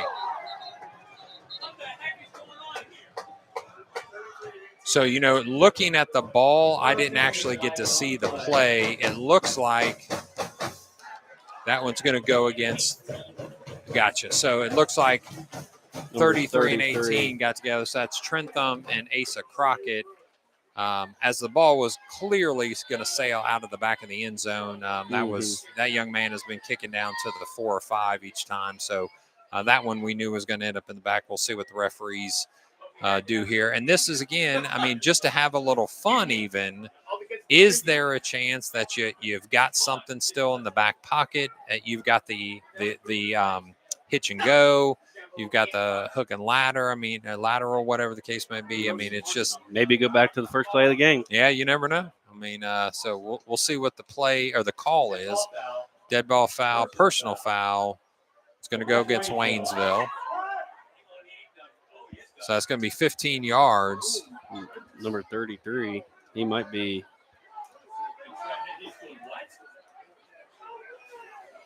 So as Dayton Christian is going to set up on this particular time, they're going to give 15 yards additional after that return down to the 29. 15-yard walk-off, and Dayton Christian will take over. First down and 10 from their own. So if you're Dayton Christian, again, if you need 14 points puts you still down by 2. So you you would have to have 2 extra points, scores and 2 2-point conversions. So it all starts with the first score. Let's see what they can put down and put together here as Brody Schmidt, the snap to Jacob Coulter. He's met and in the backfield dropped for a 3-yard loss. So at this point, is Dayton Christian happy to just basically get this clock run out, kind of understand where they're at right now, take their lump, and get ready for homecoming week? Well, and you can see it in a little bit of the Dayton Christian players. They're kind of just like, you see what they come out with here. The snap.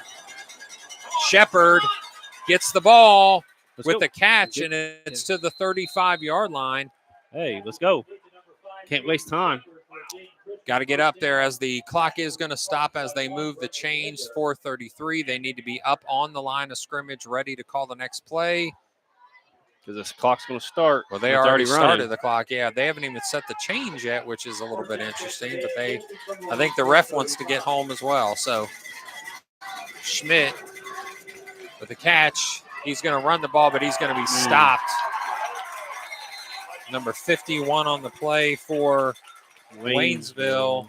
That's Hayden Harrison, the junior linebacker at 6'1", 170, making a play in the backfield. So, you know what's come across a little bit here, and I talked to the Dayton Christian Warrior players throughout the week. Mm-hmm. There feels like this is a rivalry. There feels like this is going to be, as they move forward, or whether it's proximity. That's what I thought it was. Right. And the Dayton Christian Warrior player said, no, it's we go to church with these guys. Pass interference. It's we go to church with these guys. And Brody Schmidt takes a bad hit at the end of that play, as he's taken a couple hits tonight. So I said, why is it that you feel there's a rivalry coming against Waynesville? Is it proximity? And these players like, no, we go to church with these guys. We go to church with a lot of these guys. So, they're going to talk a little bit on their side. We're going to talk a little bit on our side. And that means that this has started to build into rivalry. Plus, Waynesville soccer, very good. Waynesville basketball, very good. They've kind of traded a little bit. Waynesville's got them one year and then in basketball, and then Waynesville maybe loses to them in soccer or something like that. So it's been this back and forth battle between Waynesville and Dayton Christian already in these first couple years. Right. So it'll be interesting to see what happens in a rivalry once they join in football in 2027 for the SWBL. So as Schmidt gets the snap, he's going to drop it again on Caden Shepard. He's going to pull it again. So holding this time. So it's going to be holding against Waynesville. And at this point, I think that the coaches are, I would say,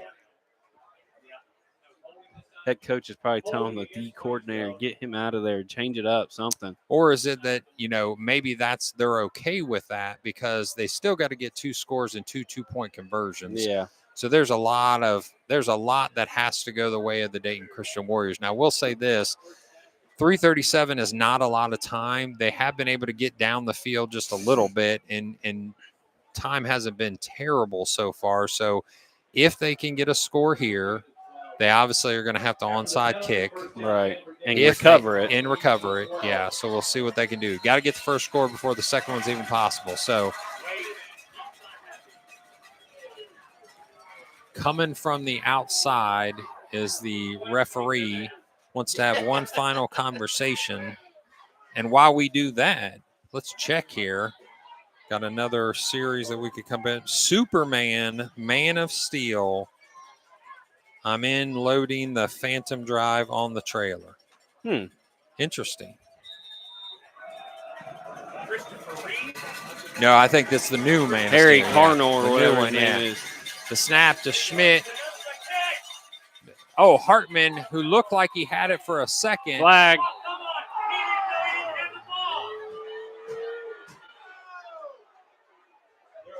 I actually agree with that call. I mean, at some point, he recognized that he didn't have the ball and drove him into the ground with his shoulder. I see where the Waynesville fans could be frustrated because he didn't have the ball, but I would say that's probably the right call if they're going to give him. Yeah, if they're going to give him that.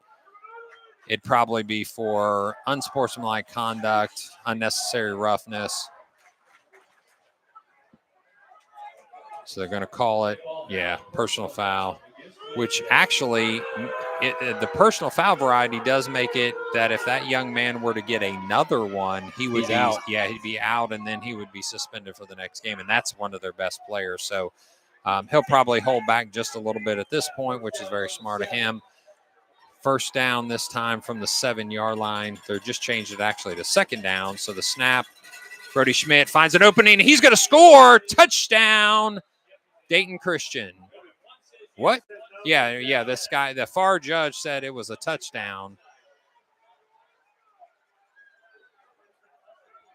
The far judge actually called a touchdown. They're lining up for an extra point. What's the signal here? Yeah, we don't. Okay, score for Dayton Christian. So now they're going to have to go for 2. So with 3:25 left, 45-25, a 10-point lead has the Spartans. Dayton Christian makes their call. The snap. The fade to Shepard. Oh. Nope. Drops it. Nice play on number 1 there. That's Linder. Linder with the 2-point conversion goes for naught as Dayton Christian has to reset now and get the onside kick to even have a chance to score again. As we go back, how about looking at the series, The Lincoln Lawyer? I'm interested in that one. Mm-hmm. And then an absolute classic movie, Tombstone. I'll be your Huckleberry. That's what Dayton Christian's trying to say right now as they arise from the ashes with 3:25 left. They're going to say that they weren't as sick as they thought they were. Don't he say that or something? Yeah. I might have been. Yeah, I wasn't as sick as I thought I was. Yeah. So here we go. 45-35, 10-point lead for Waynesville. 3:25 left. And honestly, I know there's always a chance, and crazy things can happen. It feels like this is, in essence, the game for Dayton Christian. This is their opportunity. If they can get the onside kick. I mean, you still got 3 timeouts, but if they get 1 first down, then you're burning right through them so quick. Yep. They bring it back. Their original kicker, Newton, is back on the field because he's had the most practice, I'm sure, during the season with onsides. Elliott Newton. Number 20, Elliott Newton to kick off. So here we go. Dayton Christian Warrior fans, let's see what Newton's got up his sleeve. Oh, nice dribble. He goes ahead. Dayton Christian may have it. So it looks like a Waynesville player is able to recover that, and that's going to put Waynesville's offense on the field at the 48-yard line. And at this point, getting yardage doesn't matter. It's all about eating this clock with 3:21 left in the fourth quarter. You hold on to the ball. The Spartans will have to advance it at least one time in a new set of downs. You'll have, like you said, Tyler, the timeouts burned out by Dayton Christian. So unless there's kind of a muffed snap, a fumble on one of the runs, it's going to take Dayton Christian at least stopping in 4 downs and using timeouts. The refs about made a mistake there. They pointed Dayton Christian ball to everybody else.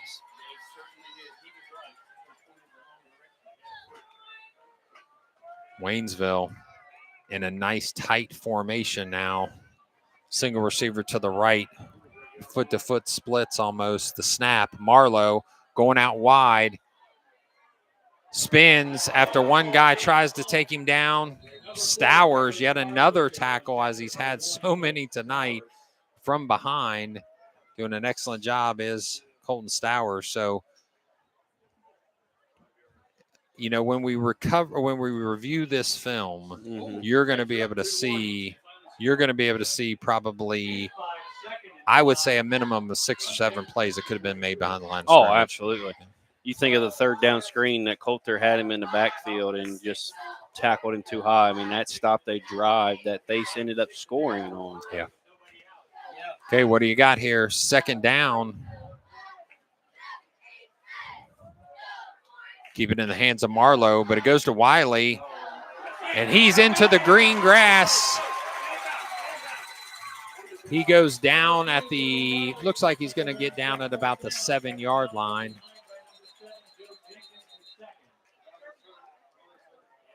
He got pulled down from behind. I'm surprised they didn't call a horse collar. Yeah, it looks like he's hurting pretty good there. Let's hope that young man is okay. Lord, we ask for his protection over that injury. Lord, immediately heal him from that and help him get off that sideline and be all right. Looks like, yep. Looks like he's able to at least let him look at it for a second, so that's a good sign. Appreciate everybody again paying attention, checking us out.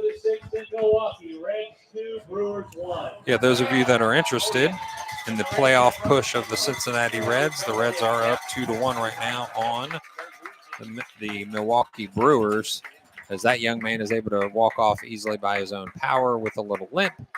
I think he was crowned homecoming king tonight, too. Oh, wow. I believe that is the same one. Fun for him. Yeah. It's been a fun night for that young man. Okay, Dayton Christian. Quick question down there. Time to bow up just a little bit. Homecoming king also? Yeah, this is homecoming. No, what's the crown? Yeah, he's the homecoming king. That's what I thought. So Marlowe gets stopped immediately, met in the backfield by number 4, Coulter. The timeout goes to Dayton Christian. That'll take them from 3-2. So they still got a few to use here as they try to stop the clock. 10 points is your deficit. So now, Tyler, let's regroup a little bit. So let's say this goes the way of the Spartan. Mm-hmm. You're going into homecoming week. You're 4-2. Mm-hmm. The loss probably puts you into a situation where you're going to face Anna if you keep on the path you're on right now. Anybody that doesn't know this, there's a gentleman named Drew Pastor. Mm-hmm. Drew Pastor does a fantastic job. He's a mathematician. If you go on his site and look at Dayton Christian right now, with a loss in this game, would still probably be in the playoffs if everything turns out like they want it to.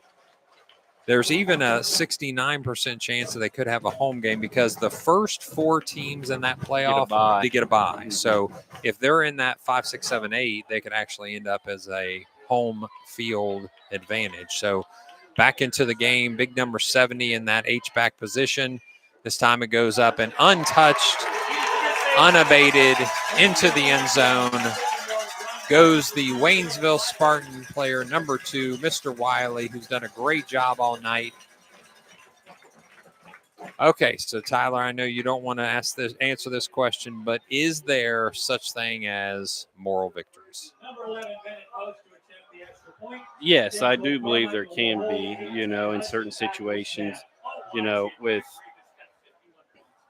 within things you can have those, but it's your mindset on how you think that they, we put so much weight on winning, the record, the score, but you've seen a lot of good things from Dayton Christian from their offensive side of the ball. Defensively, we've talked about some of those things that need work, but you just put up, it wasn't a few years ago, Waynesville beat Clinton Massey. Yes. You know what I'm saying? Here. I was here. Yeah, it was here. Clinton Massey, is a state powerhouse, 3 state championships. This Waynesville Spartan team, even from when I was in school, has always been a very decent, good football team. And with Dayton Christian, bringing their program, continuing to grow it, continuing to get more numbers, get more people, moral victories to show, hey, we stuck in there with Waynesville. They're one of our new league members. You know what? We didn't win, but we did a lot of good things. I'll tell you, a couple of years ago, this team's 2-8. Right. Right now, they're going to be 4-2. Right. They still got lots of football still left to play. If everything turns out, like I said, the way they wanted to, pretty solid shot of being a playoff team. Right. Doesn't matter, once you get to the dance, anybody can win it. Right. So getting to the dance is what's important. Absolutely. I just think, I'm of the opinion, and I've told many people this, that as a head of school, I don't really care necessarily about wins and losses. Right. I care about the amount of people playing a sport, whether it's volleyball, bowling, baseball, doesn't matter. I want our teams to be full, and I want us to be competitive. And there's no question that you have to walk away. You have to walk away from this, even if you're Waynesville, and say, look, these guys can compete. I mean, these guys are good. Right. Brody Schmidt with the return, getting it to the 33-yard line. And, and that's one of the other good things. You mentioned that a lot of these guys go to church together, you know.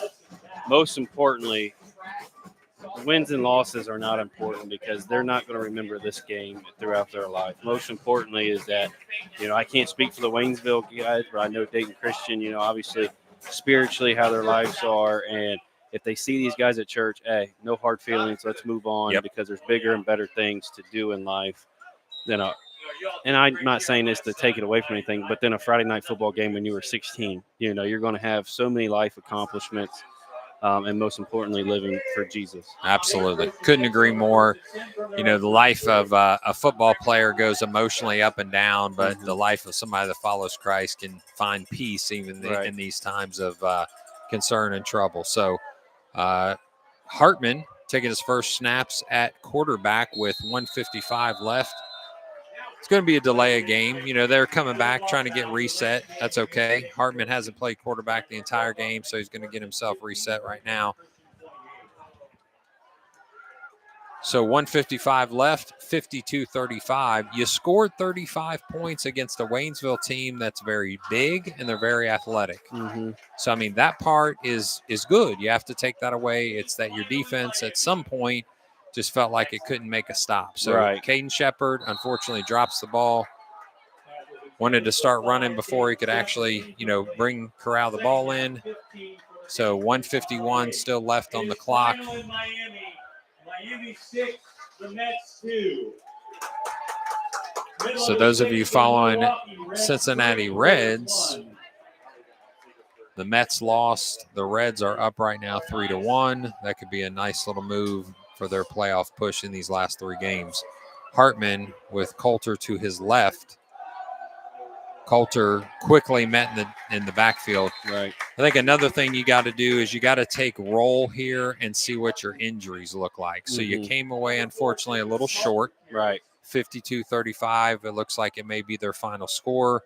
Did you get out unscathed as far as injuries? You definitely showed yourself well. Right. I don't know that I'm hanging my hat if I'm Dayton Christian. I'm looking at them going, okay, you know what? That's a good young football team that plays in a very hard conference.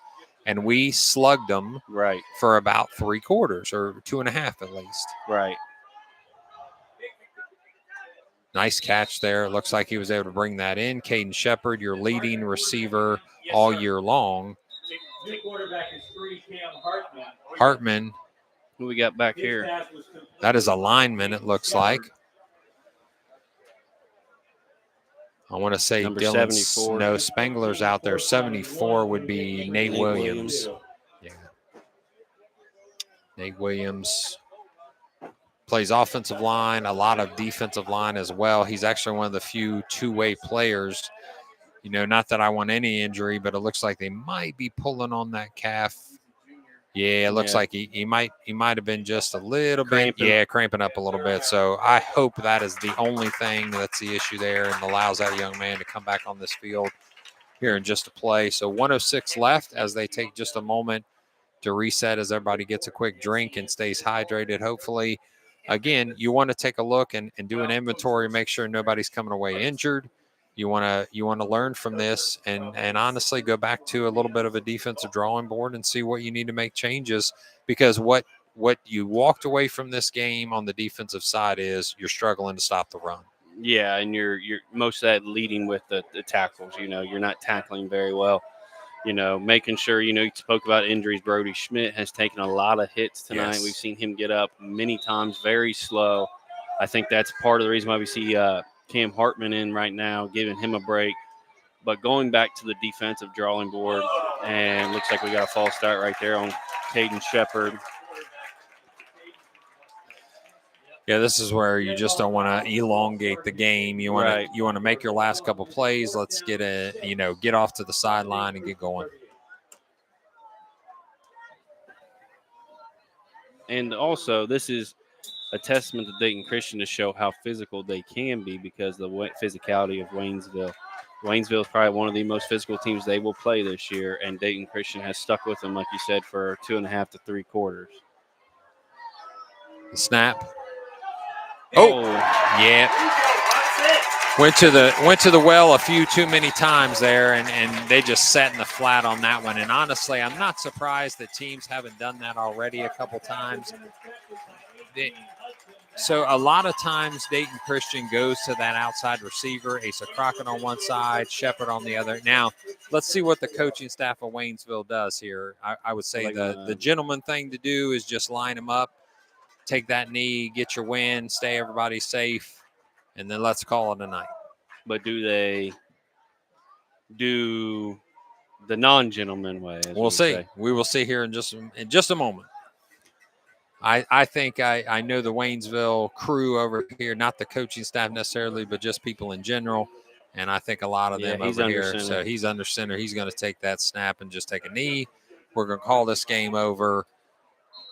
And at this point, nice job by the Waynesville Spartans as they take the win on homecoming night, 52-35. Congratulations to them. Congratulations also to the Dayton Christian Warriors for the second SWBL competition this year, able to show well, especially for the first 2 quarters, even maybe into the third quarter. And then honestly, it just felt like they ran out a little bit of juice.